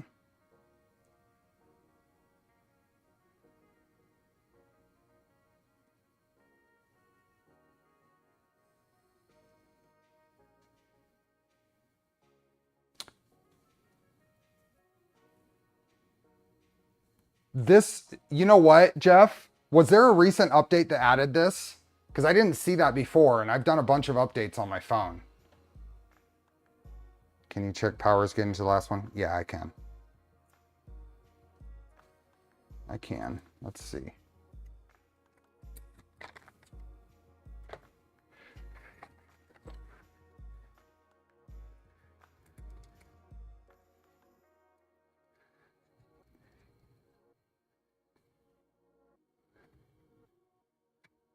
Those are still on. Doesn't need a terminator. It could have been, but also have the beta still stuff in mind. Really? Because I looked through all that and I didn't see it, but thank you. Cannot connect to Moonraker. Oh, thanks. Yeah. Okay, let's see. Let's see if we're getting power to this last one. Itty bitty. Yep, we're getting power to the last one.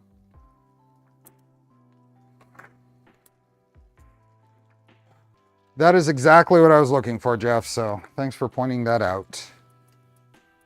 We are getting power to the last one. Not getting anything. It could be a bad sequin. Yeah, we're getting power to it. So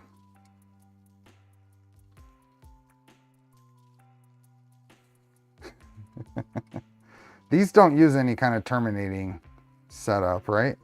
I don't think so. Yeah, so one cat is in drawer. Is in drawer. I'll look at that. I'll look at that later. What else can this be? I mean, it could be the signal wire, but that's a good connection. Data out is going to data in. Data out is going to data in over there.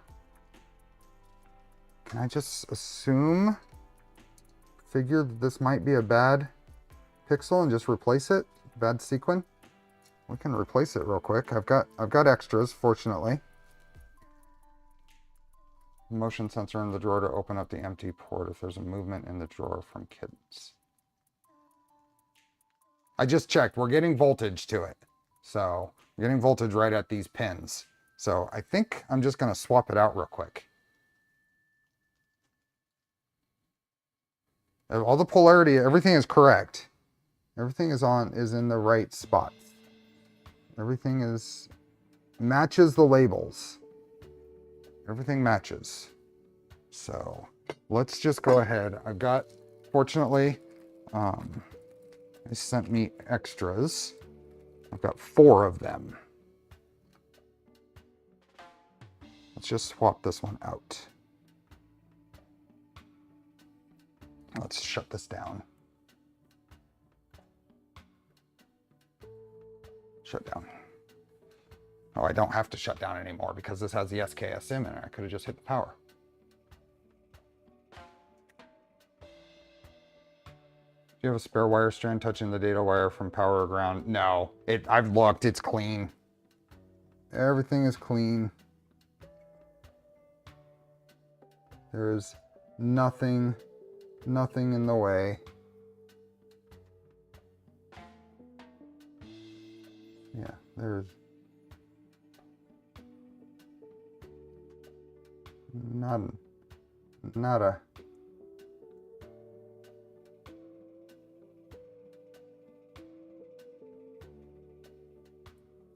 That's not true. That's not true. That's not true at all. I think you're right. I think you're right. I'm gonna admit it.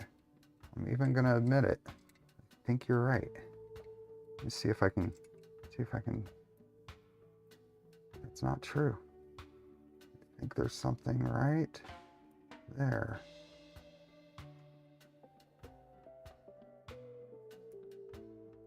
Let's get that out of the way and see if it either damaged something.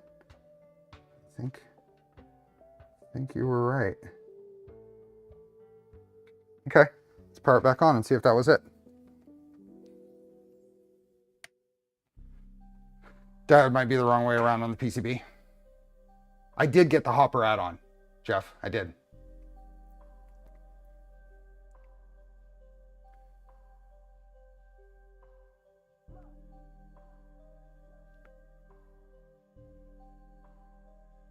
Now, if that was that, I think it could have damaged it. Okay, where are you coming up? Come on. Come on.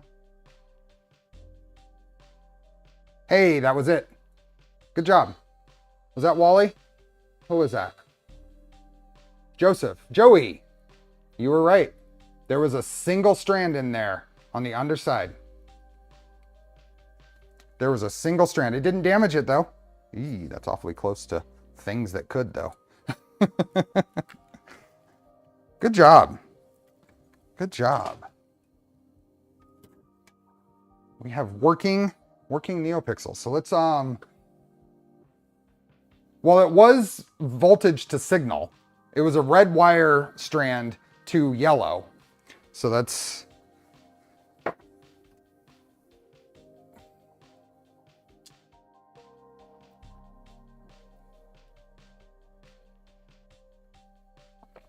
awesome.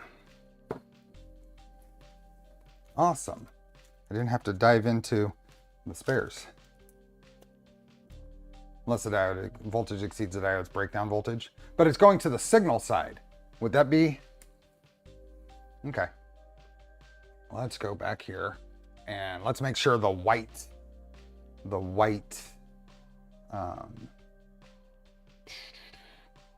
channel is working.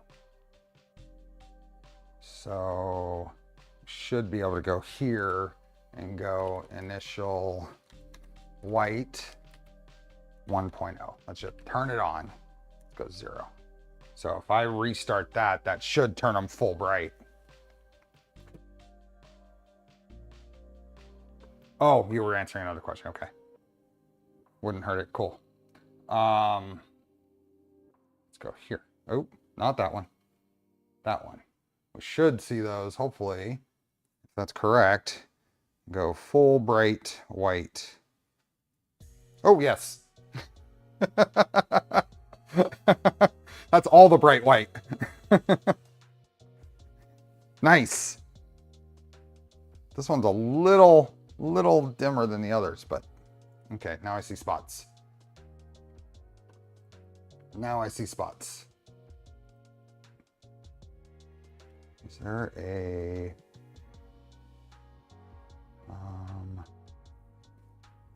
zero. Turn it off. Come on. Sure, enter. There we go. Awesome. Awesome, awesome. Okay, this is on. We're just gonna power it off and see, it's shutting down. I need more of those. Awesome. Now we get to put this thing back together. So let's go ahead. Plug this.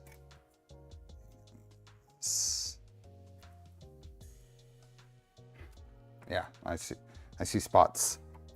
The audience is now deaf. Yeah. Nope. Unplug. There we go.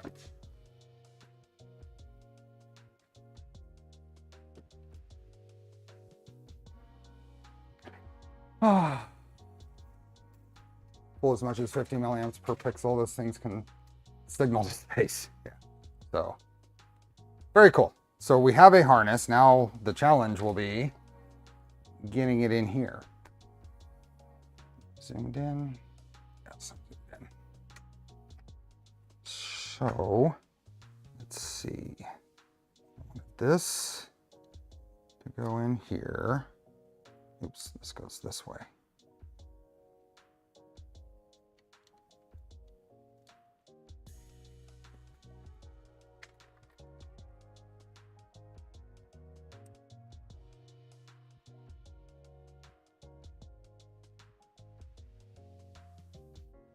Okay, that goes there. Yes, that is why we test before we put it all together. 100%. It's going to go up into there. All of these have to kind of shift this way. This has to go... How did that go through the other side? Oh, did that have to go through here, I think? That's right. Those run in this little space here. But this, let's pull these up through here.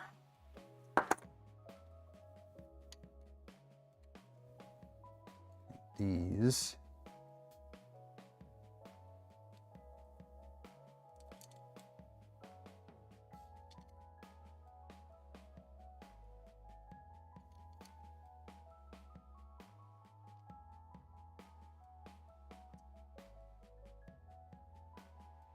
This is going to be fun, getting these to tuck into their spots. But I'm hoping...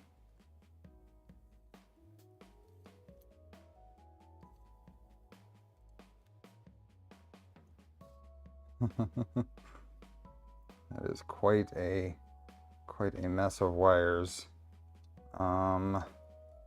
It's great.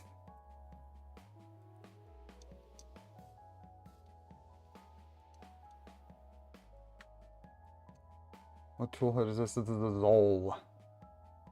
This is the Zoll.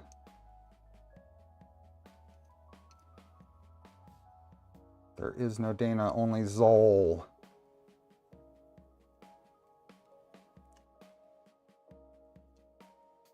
Not quite, but close.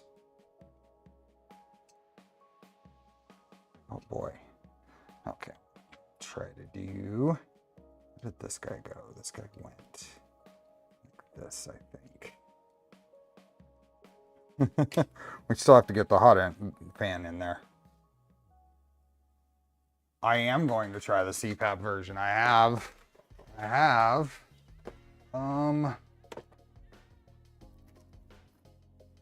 and that. I think FEP or PTFE would have been better. The silicone insulation is quite thick. Yeah, so this will go on here at some point. It'll be a future, remember when I said we're not doing regular Tuesday streams, but that'll be one where we'll find a random Tuesday to work on.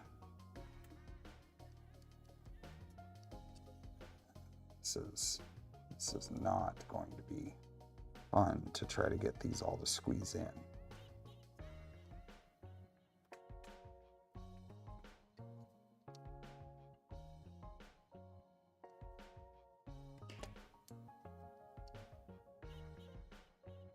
On this printer, yeah. Yep.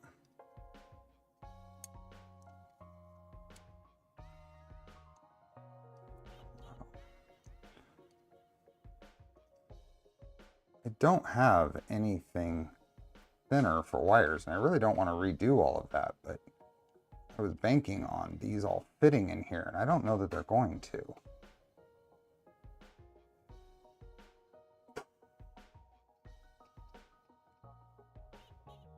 Will they all fit but this one?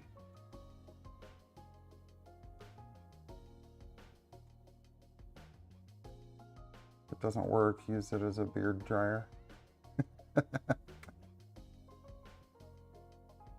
Can I? Because I'm thinking I could just sneak the signal, but that ties it together. That would mean it doesn't come out of here. That's a bad idea. Never mind. See if we tuck some of these wires into the corners a little better. Because this has to come across here.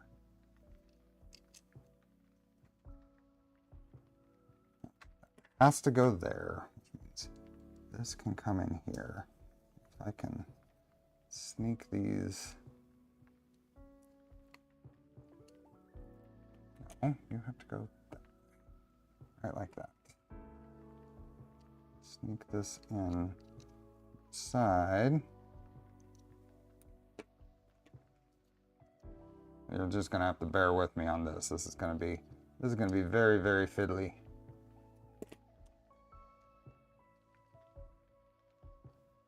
Come on, go out of the way there.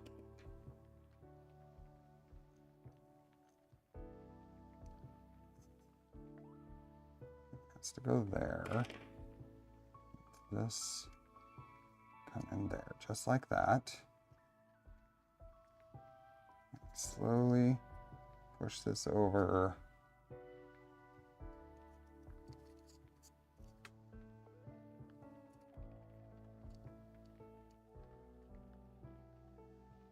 Pushing these here. Ah.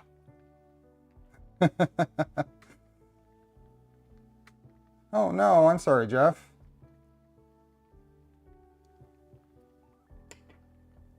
What color is that? I'm sure you've mentioned it. It's just been popping in and out. This is probably Polymaker Purple. This printer I originally was using KVP proper purple on, but I ran out. So I switched to Polymaker Purple, which isn't as nice a purple, to be honest, but it's not bad. I've got to get these guys flipped around and into that spot right there.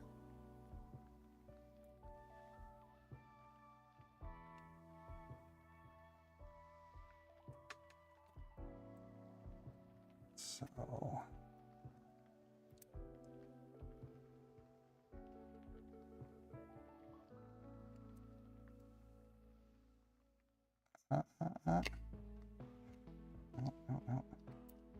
There.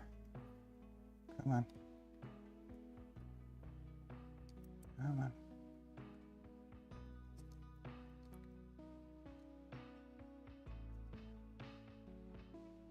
Come on.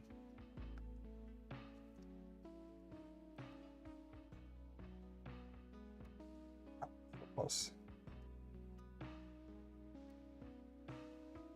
Ah. Hey, sir guy.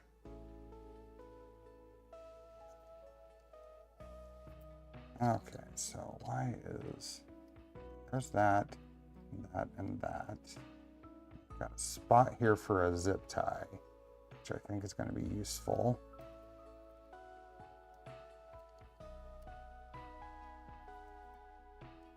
just to make sure that stays in place. See you, Derek. See you tomorrow. Thanks for being here.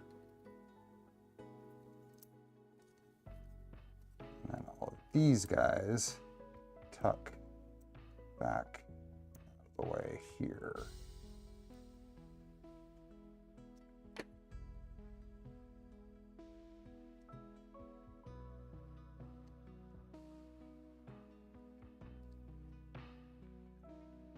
Signal wires will come back up.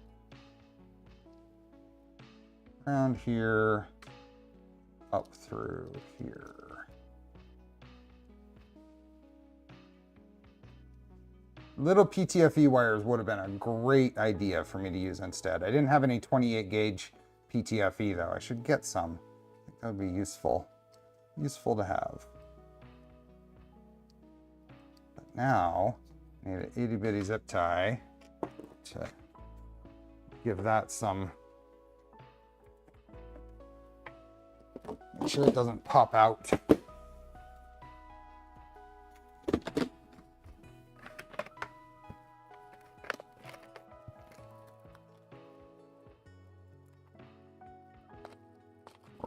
We're gonna need a bunch, so just grab that.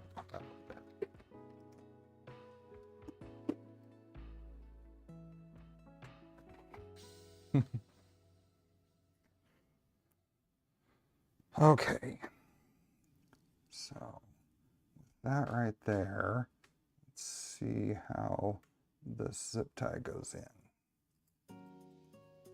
Goes here. Let's see if we can get it through here.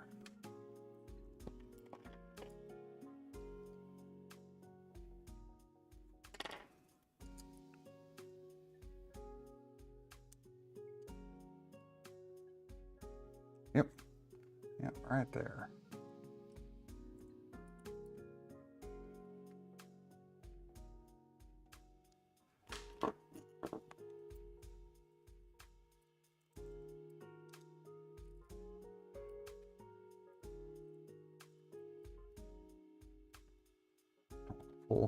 Don't want to pull too tight, but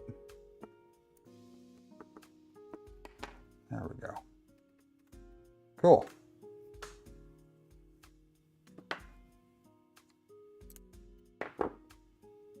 One is in.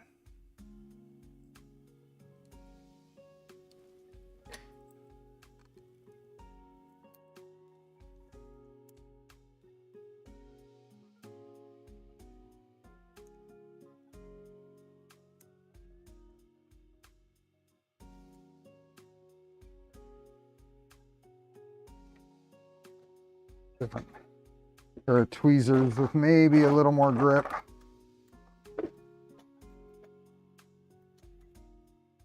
Got a bunch of goodies last week from Big Tree Tech. Awesome. Apparently, so you're going to want to be around tomorrow. I have no idea. Doc from the Voron team sent me a mystery package and said I should open it on stream. So I'm not sure whether to be afraid or excited. So we're going to open that tomorrow.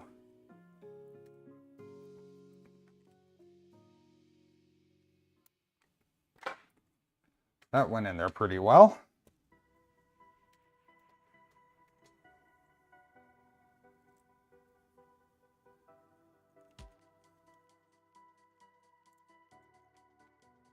Oops.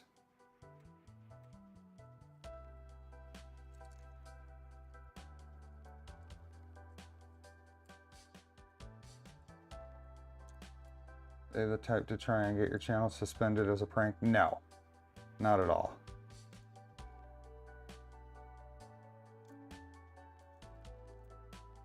Not at all. And I will see it before I will see it before the channel sees it, I'm sure, as I'm opening the box. So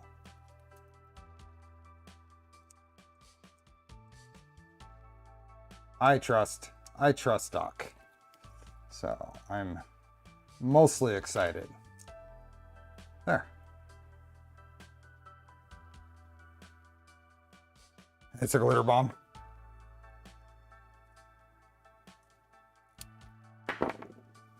Okay. Then I get these guys tucked into that extra space over here.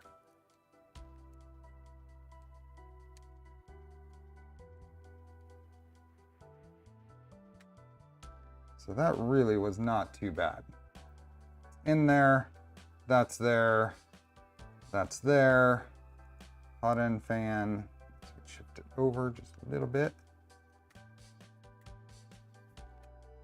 Now, we can put things like this in place. That fan, as long as it's not a stink bomb. The box, oh. I don't know, no, I don't know what it contains. I have no idea. It's a fairly sizable box too. It's probably about 18 or 24 inches square and about 3 or 4 inches thick.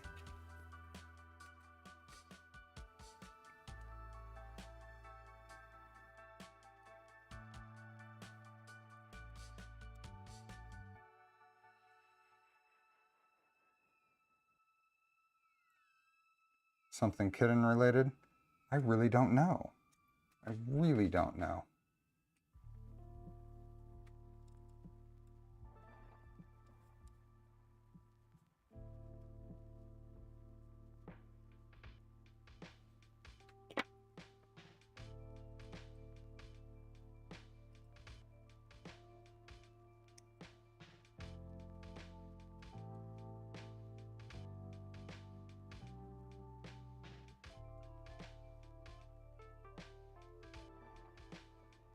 I think that's correct.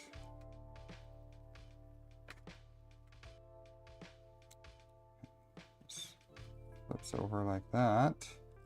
Those come up through here.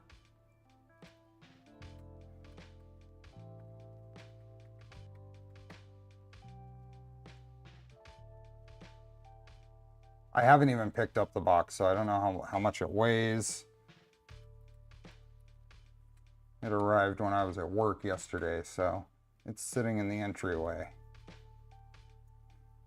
Ah. My skin on my thumb.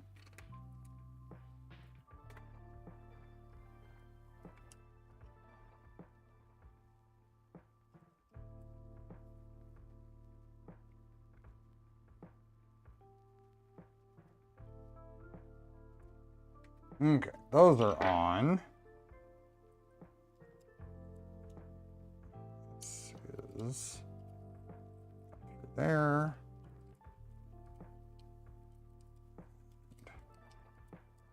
There.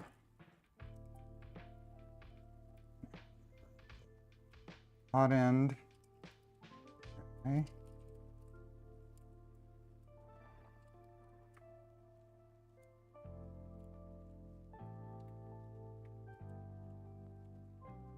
Come on.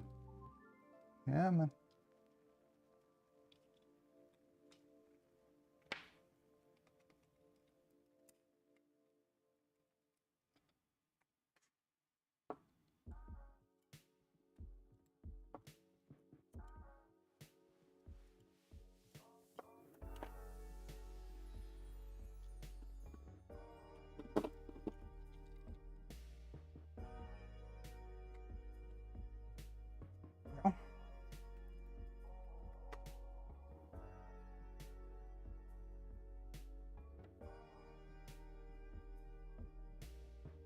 Yeah. If it was a different shaped box, I would think alcohol, but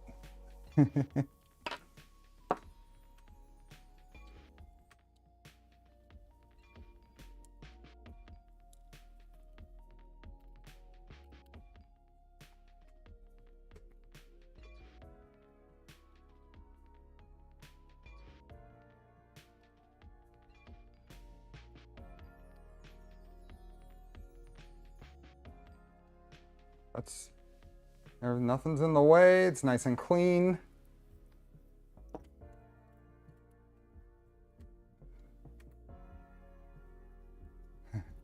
Does, so I'm building the salad fork is going to have dragon burner on it.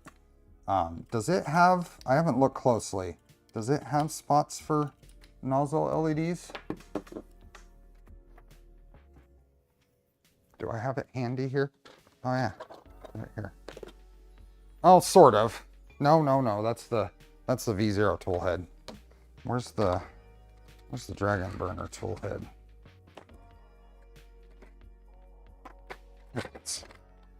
It have spot? No, it does not appear to. Oh, does it? So where at? Not in this piece? Is it in a different piece, or do I have to print a different piece? I would have expected to see them around there. Is it a different piece?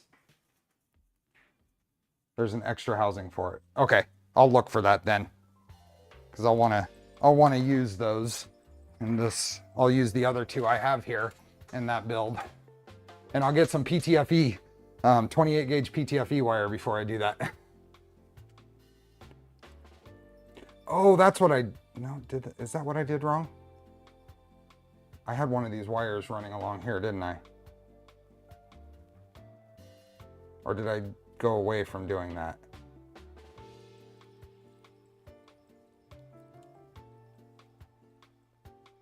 Yeah, this doesn't go through here, huh? Did this go through here? No, that doesn't, it's not bent that way. What did I do? Didn't I have a wire going through here?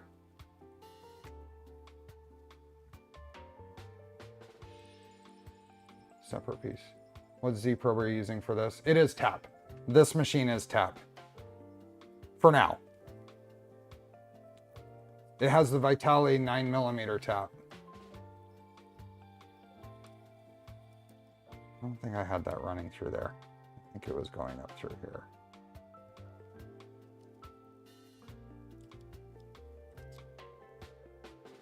Okay. This guy can go here. Call this into place. Oh, yeah.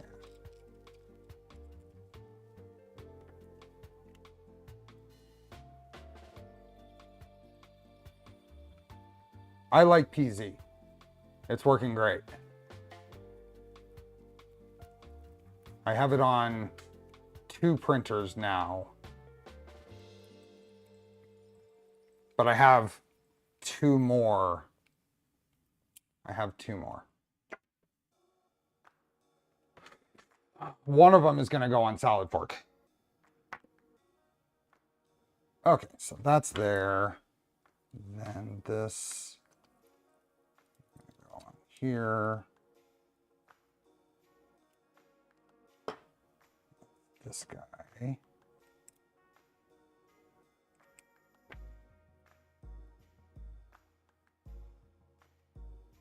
Come back and start. Going to put one of my mic on.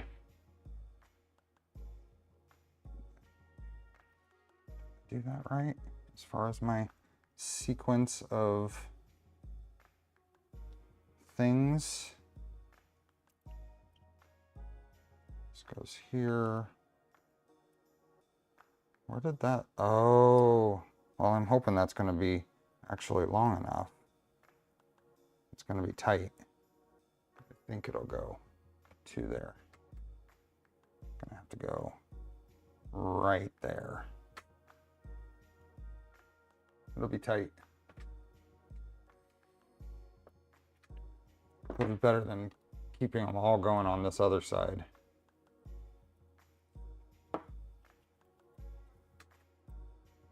What were these? These guys have got to go in there.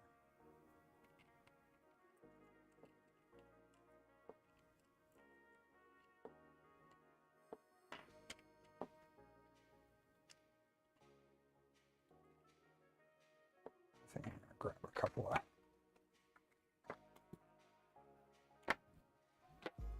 hex nuts on these just to hold them in place so they don't fall out until I actually install this. While I mess with wiring, just throw some hex nuts on there. Keep those in those little pockets.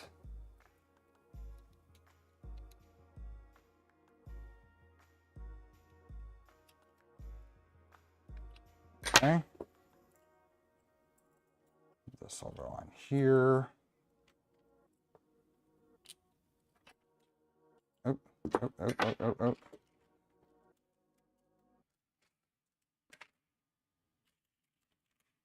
This guy, chamfer side up. Go. There.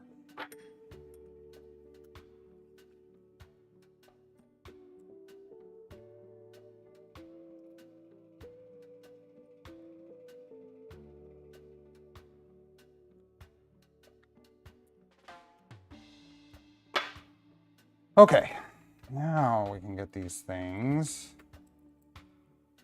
wired in.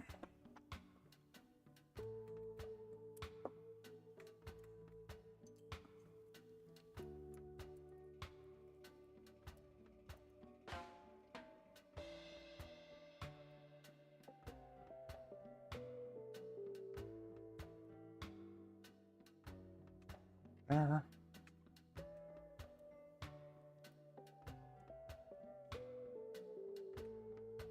Goes there.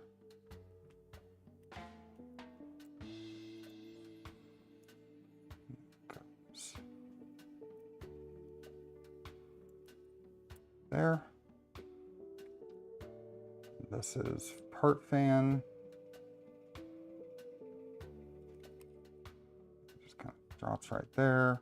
This is hot end fan. Goes right there. This guy comes around, goes right there. Goes there. This guy, NeoPixel, RGB. I need to heat shrink that, so let's do that real quick.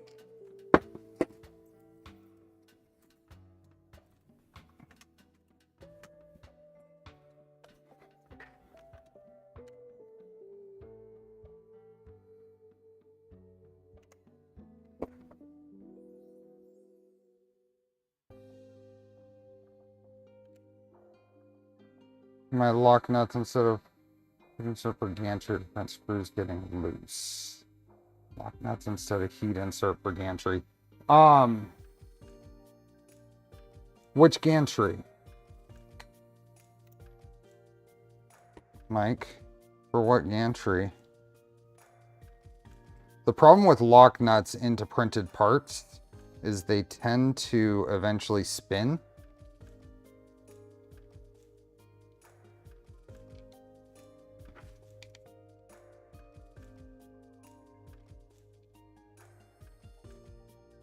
Yeah, that's tight, but it'll be okay. Barely. Hey, Iconic. That's not my ideal length. I'd like a little more on that, but nylock on Trident instead of heat inserts for gantry. For what part of the gantry?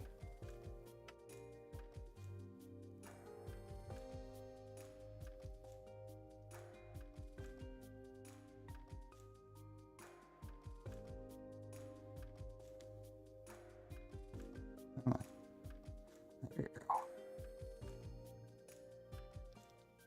Just getting the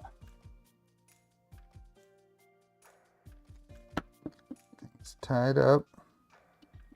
Okay, so this one I'm going to intentionally leave quite loose because I've only got so much room on this.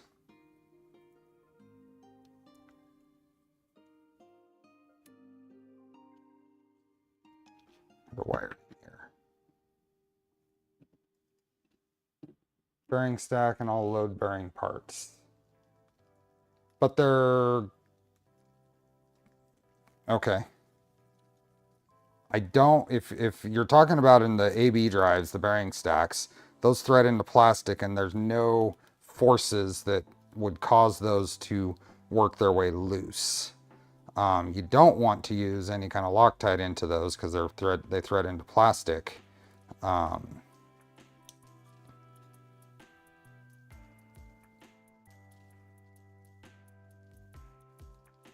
we'll see how that goes on.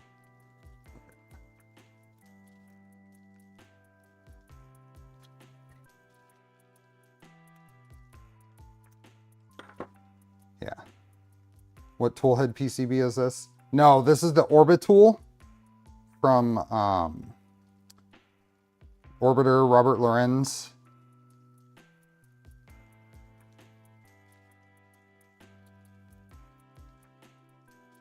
Okay, goes on there. Probably does something like that. 2 zip ties kind of loosely holding all of this. Inserts are used and Loctite is reasonable. What inserts? Heat set inserts? Sure.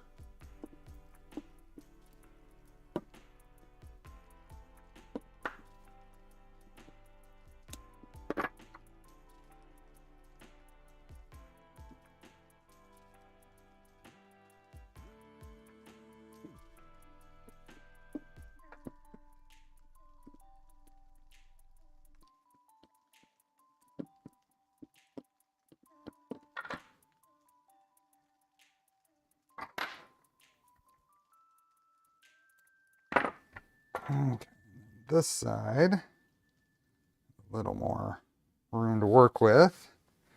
We have a Oscar. Hey, buddy.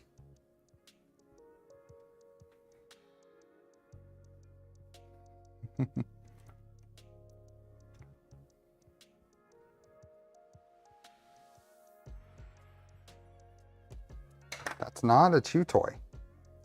They've destroyed one. They've destroyed one USB cable so far. Okay, you want some help? There you go. There you go. Maybe why it's just an idea. I got a bag of M3 stainless steel lock nuts.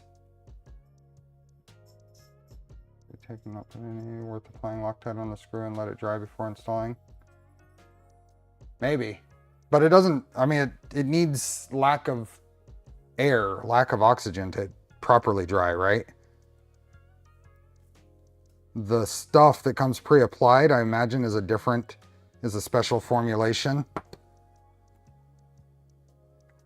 like what LDO puts on their stuff. Anaerobic. I knew that word. I didn't want to use too big of words.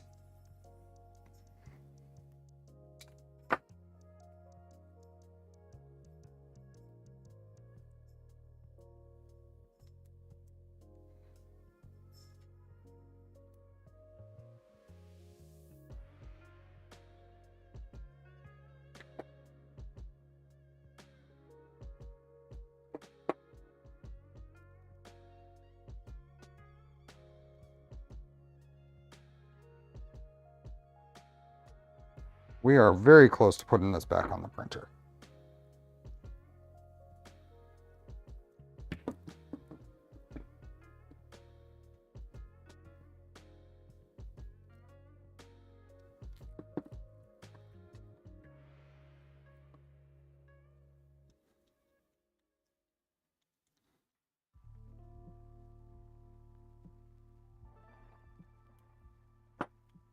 OEM dispenser for it. Okay, that's back to clean. That could be a little longer. I'd be more comfortable with a little more length on that, but it'll be okay.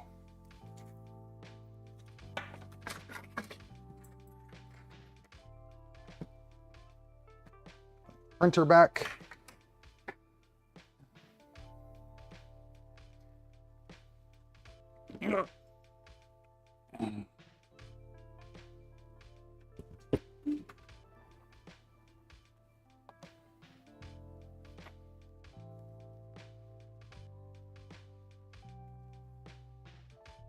Just don't use green Loctite. Don't use red Loctite either. Requires heat. Technically requires heat to remove. Where are you and what are you doing? I heard a clunking. Yes? Are you stuck somewhere? Where'd you go? Oh, you're over there. You want out. So I have the door closed. I need to allow them to get to their litter box if they need to. Litter box or food now. There you go. Ah. Okay, putting this back on. So I need to remove these nuts that I put on here and just hold it in the right position so they don't.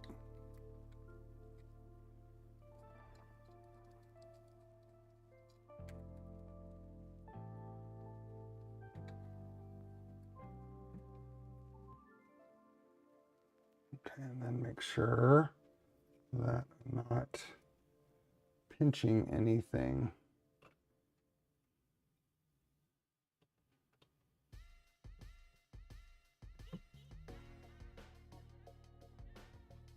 And I think I'm going to just, maybe I can do this.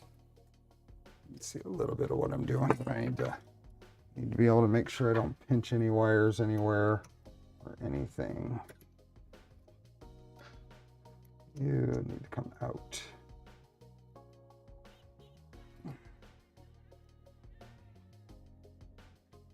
Come on, there we are.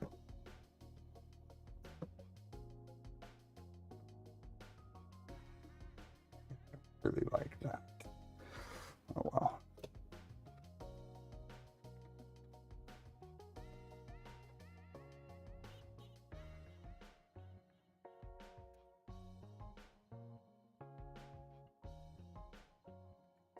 There. This has to plug into the tap.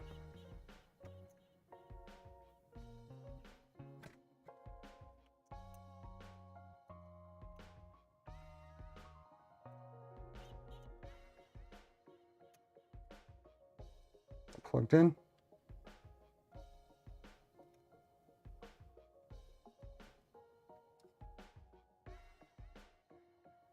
That'll be okay. Okay, then the two longer screws in front. I guess we can go to this view now since I'm not in the way.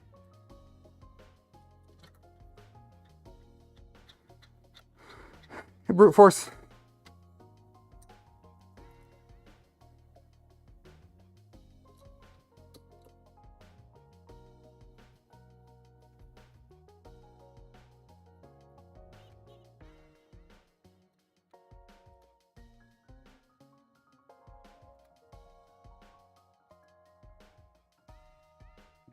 This one, there we go.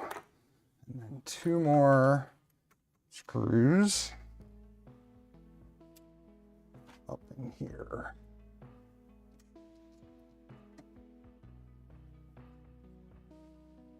Any plans for Earth? I'm gonna have a table there. I am not gonna have a table. It's gonna be wonderful. I am taking my Omni, whatever, the camera. I did not do any content at all at Orange County. There wasn't really anything I wanted to go and like interview the person or whatever besides just chatting with someone. And we were busy at the table. So, and I was busy keeping the printers running, that kind of thing. So, but I'll have more time at Earth. So we shall see. Okay, now this guy goes on here. That guy goes there. Need a zip tie, a little bigger zip tie to hold that. Then we will be done.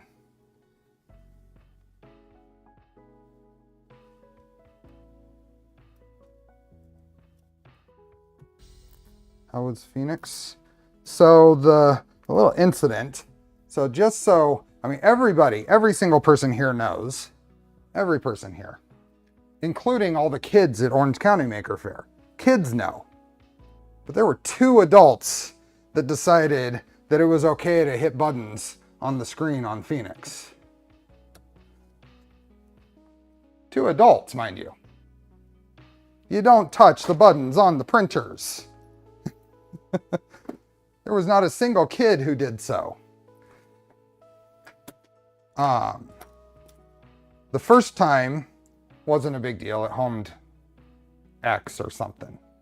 The second time, the result was destroyed PTFE tubing and a YN stop. So I had to replace the YN stop when I got back because it failed triggered. And it's because the gantry, the umbilical got caught over here. And the only reason it got caught is because I had it apart because I was removing filament and stuff.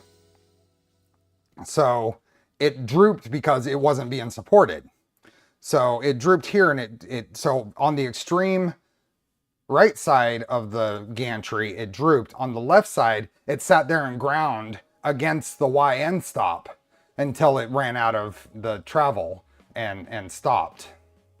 So it sat there bouncing on the YN stop and damaged it, destroyed it. So, but I did have a spare. I replaced it. There's no permanent damage done. It's just irritating. Just irritating. Do a lock screen on clipper screen. We've been looking. I haven't looked close enough to see if that's a function in there or not, but we are back together now. I held it in, the GPs. I feel like I did a good job holding it in.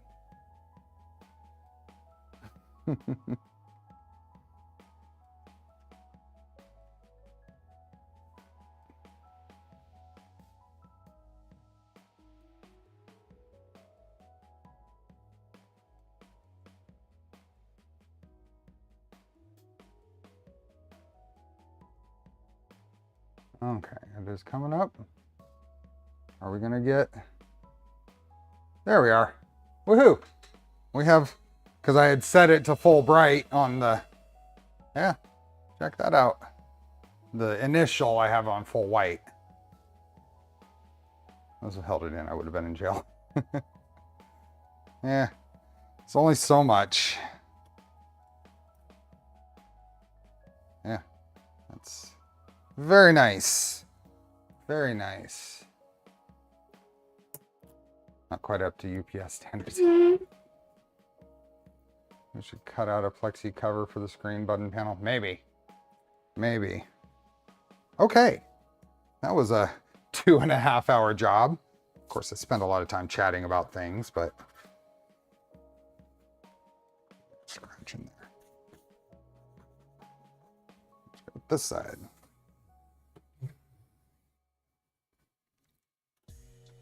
We still are not quite done. I need to put some indexing pins on there. Indexing pins.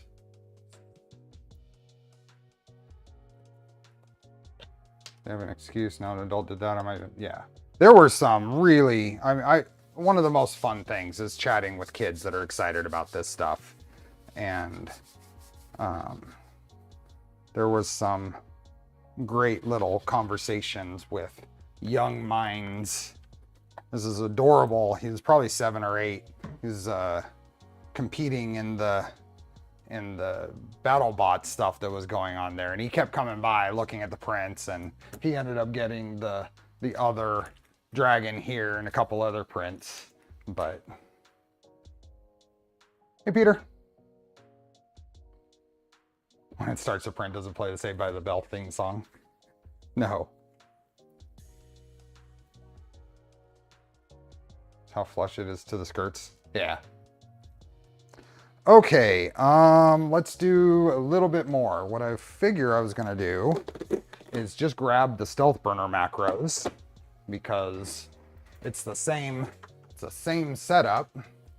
So let's go over to... Oh, are you gonna come up? Why are you not coming up? Come on. It's on. All things are working. Network. Oh, there we go. Yep, there's a camera and everything. But we don't need this anymore, so let's just reuse this one. Stealth burner, GitHub.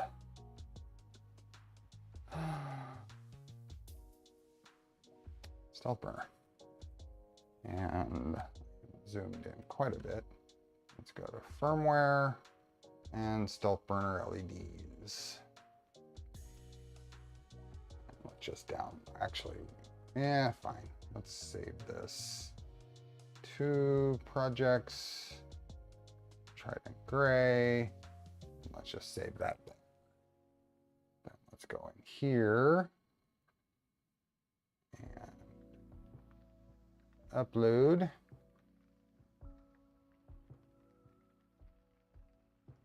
Projects, T gray.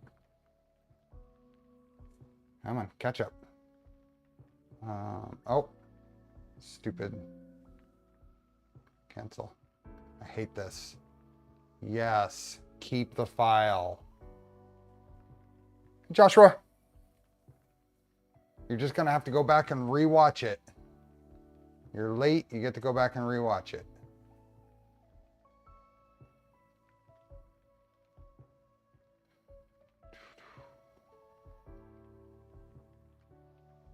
Today, I didn't mention before, I was going to mention it. Today is my anniversary. I think Bill's was last week.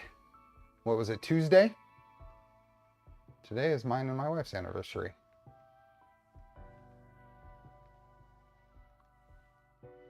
No, that's not what I want. I want projects. Stealth burner LEDs. 22 years. 22 years.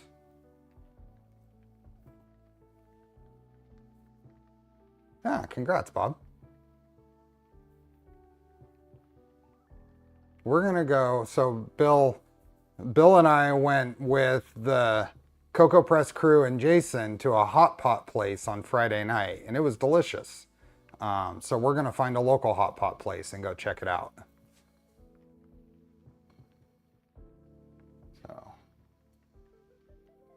Okay, that's there. Let's look at this config because I want to remove.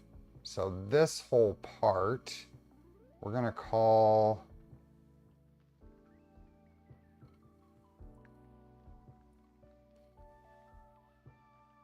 Do I want to, are we okay with all this? We'll just leave it like that.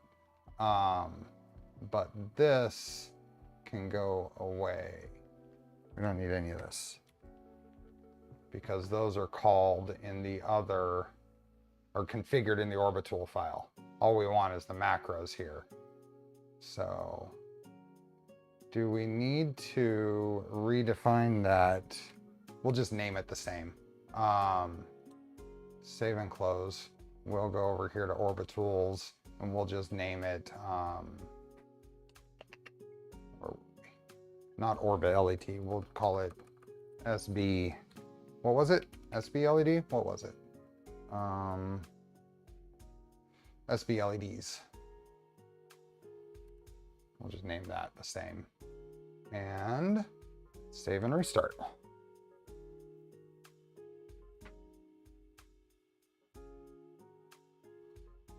Wife and I are at almost 30 years. Nice.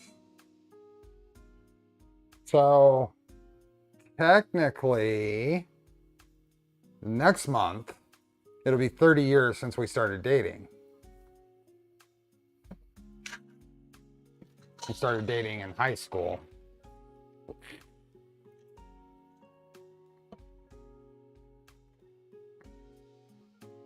Happy birthday.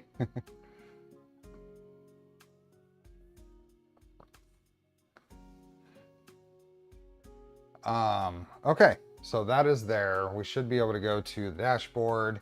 We'll get all of our normal LED. If I go, is this going to change? Status printing. Oh, that's in the skirt. Where are the stealth burner LEDs? LED on. Oh, duh. I made a mistake. they're not active yet. We need to go here and add to our long list of macro, or includes, what is it? Stealth burner. Yeah, let's just grab that. Now save and restart. Practice mariners are hanging around a different lady high school. Yeah.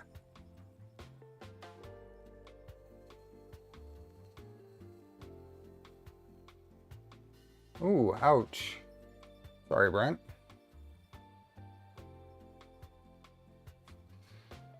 Ooh, that's not good. Okay, now we'll get all of our stuff there. Oh yeah, well, I need to organize these. But we should be able to go in here now and set statuses and get different status cleaning, status heating, status leveling. All the macros work now.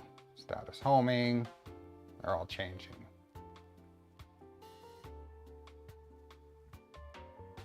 Wow. Nozzle LEDs off, nozzle LEDs on. Cool. It works.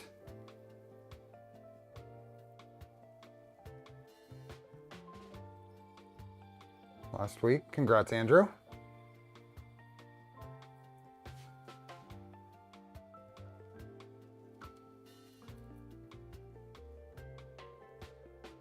Okay. Let's go ahead and home all. Make sure everything's good.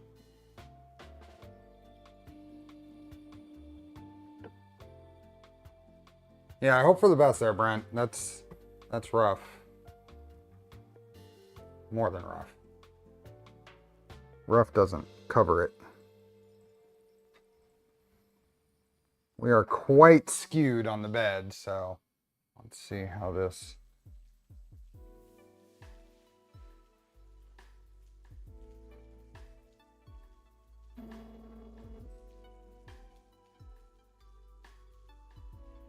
Yeah, we're too skewed. We were more skewed. So let's turn off the motors.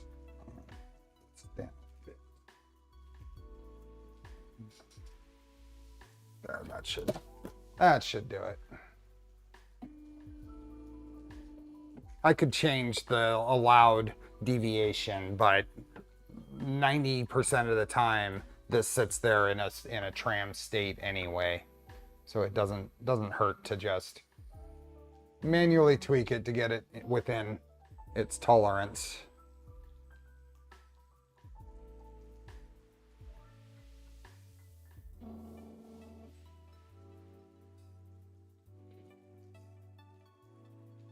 Posting a link, but don't let it distract. You won't be able to post a link, Brent. It doesn't allow, YouTube just doesn't allow it.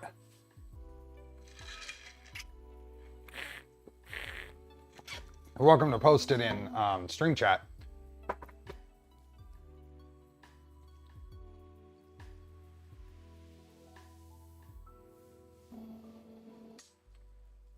Is there a CAD guidelines document within the Voron design community?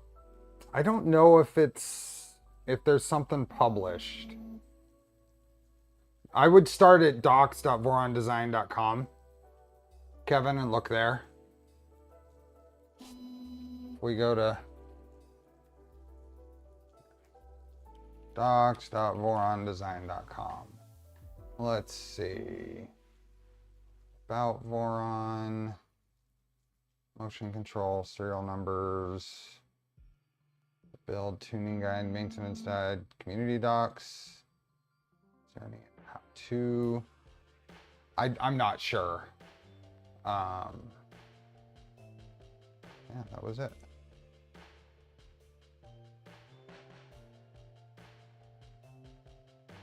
I feel like there's something somewhere, but I don't remember where. Okay, that is all. That was only 2 rounds to get there. What else do we need to do? Do I have the filament? No, I don't have much filament in here at all. What time is it? 12:46. I think that's probably good. That's probably good. I'm gonna put this somewhere. It's ready to print, so I don't have any filament in here that I can throw at it that I know will print well. I took all the filament to the other garage, so. But we won't have time to get it to, I mean, it needs to soak. It needs to pre-soak. It needs to then go through the start print process. We'd get like one layer down in the next 20 minutes. So, see anything the doc wrote? Perhaps check the pins in the PIF section? Maybe. Yeah, so I'm not going to start a print here because that'll take us way beyond 3 hours. So, who am I going to see at IRF? Is anybody still around that I'm going to see at IRF? 3D Printopia. 3D IRFtopia. I will not have a table. I will be wandering. I'll probably find a spot to call home to put my stuff, but cool. Looking forward to seeing you, Bob. PF Dennis, awesome. Have we met before, PF, in person? And if we have, I apologize for not remembering. If we have and I see you, I'll instantly recognize your face. But on a mission for 2 more weeks. You're bringing too much stuff, zombie. Yep. Frank, awesome. Who am I going to see at Vice? No, I'll have to meet you. Awesome. Okay. You can run the Maker Chip Plinko game. Who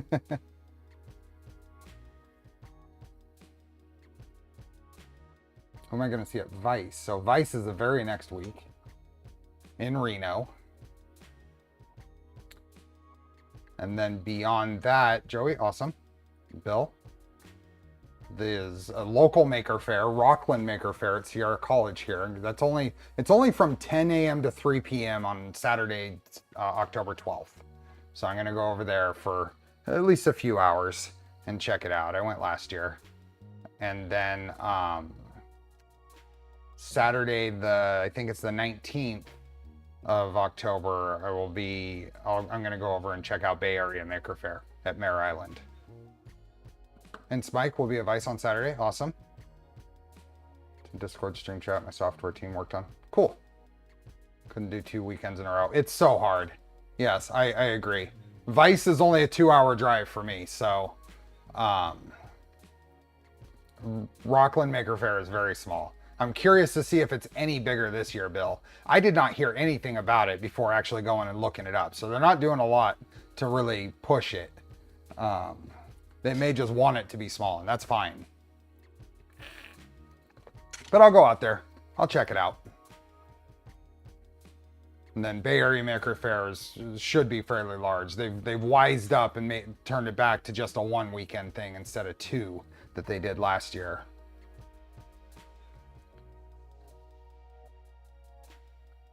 Finalizing this exercise next week. Cool. Yep, and then it's Germany in November. I can't wait for that. That is going to be exciting.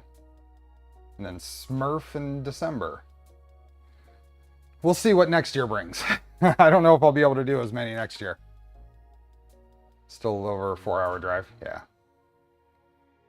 So, with that, this turned out well. Thanks for helping me through a couple of things. I am glad to have, I've kind of gotten used to having illumination on the nozzle. So it's nice to have that available. And it really did go together well. Thinner wire. PTFE insulated wire would be an advantage to use here. I barely fit that 28 gauge silicone wire in there, and that's some pretty thin wire. So I think I do need to buy a little variety pack of colors of PTFE insulated wire for stuff like this. It would have been much easier to deal with. So Smurf is about 4 hours away, so stay the night and go both days. Awesome. PTFE wire is funny. Yeah, and it's got its own challenges, right? But this was good. A little bit of fine soldering and that.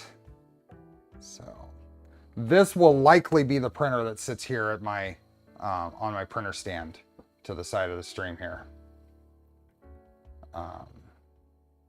So silicone insulator wires tend to be bigger, but PTFE break easy. What the PTFE wire, you have to be careful, and you might have to with silicone wires as well.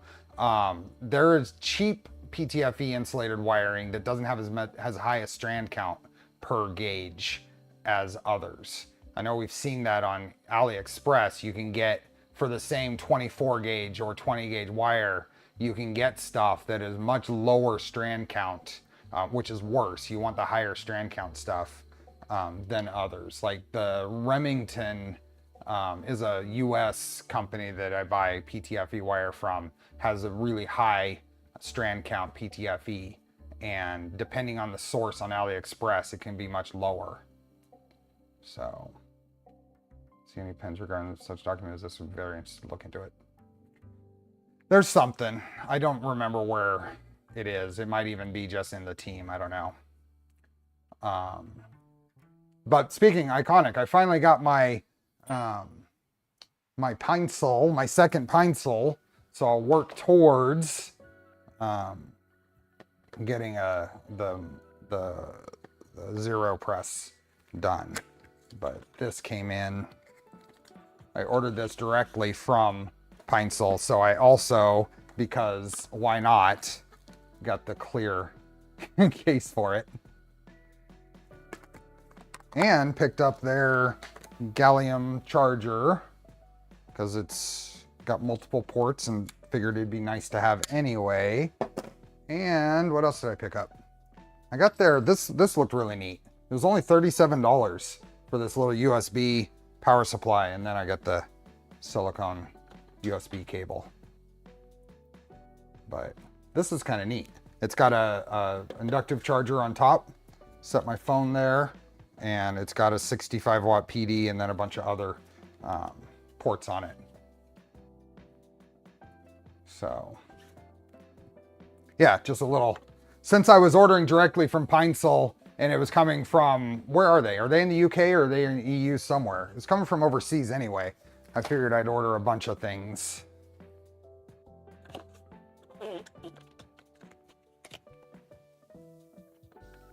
Milwaukee battery for the Pencil. Nice.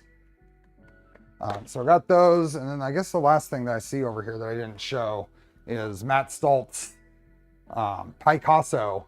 Got that at Orange County Maker Faire. So little drawing. It's a little drawing robot thing that Matt Stoltz takes around to the shows. This was at ERF a couple of years ago. Maybe it was last year. I don't remember. And I have one of these over in the other garage. He's improved it a bit, added some more AI for background removal and stuff. But you can see the little Under Armour logo, and this is the attempt at the Voron Design logo. It was way better than last year's. Yeah, and it packs down much smaller. It looks pretty nice. It was a little put together or jumbled together in the last version. The new one looks pretty slick. So that's a little pen. It's a little gantry with a pen on it. And it's just a drawing machine that Matt takes around to the shows.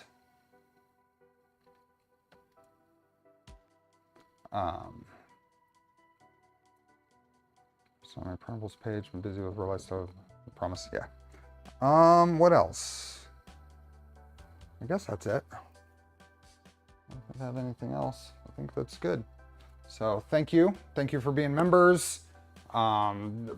October's member stream, I don't know what we're gonna do. Maybe do a 3D sets model. The little Rescue Ranger thing, I've had most of the parts printed for that for a long time. I wouldn't mind getting that assembled. It's funny, Bill and I were on the way back from this last weekend and said, assembled projects, completed projects take up a whole lot less space. So that's a project that's been in a not assembled state or not complete state for a long time. So if I get it together, it'll take up less space and I can set it somewhere.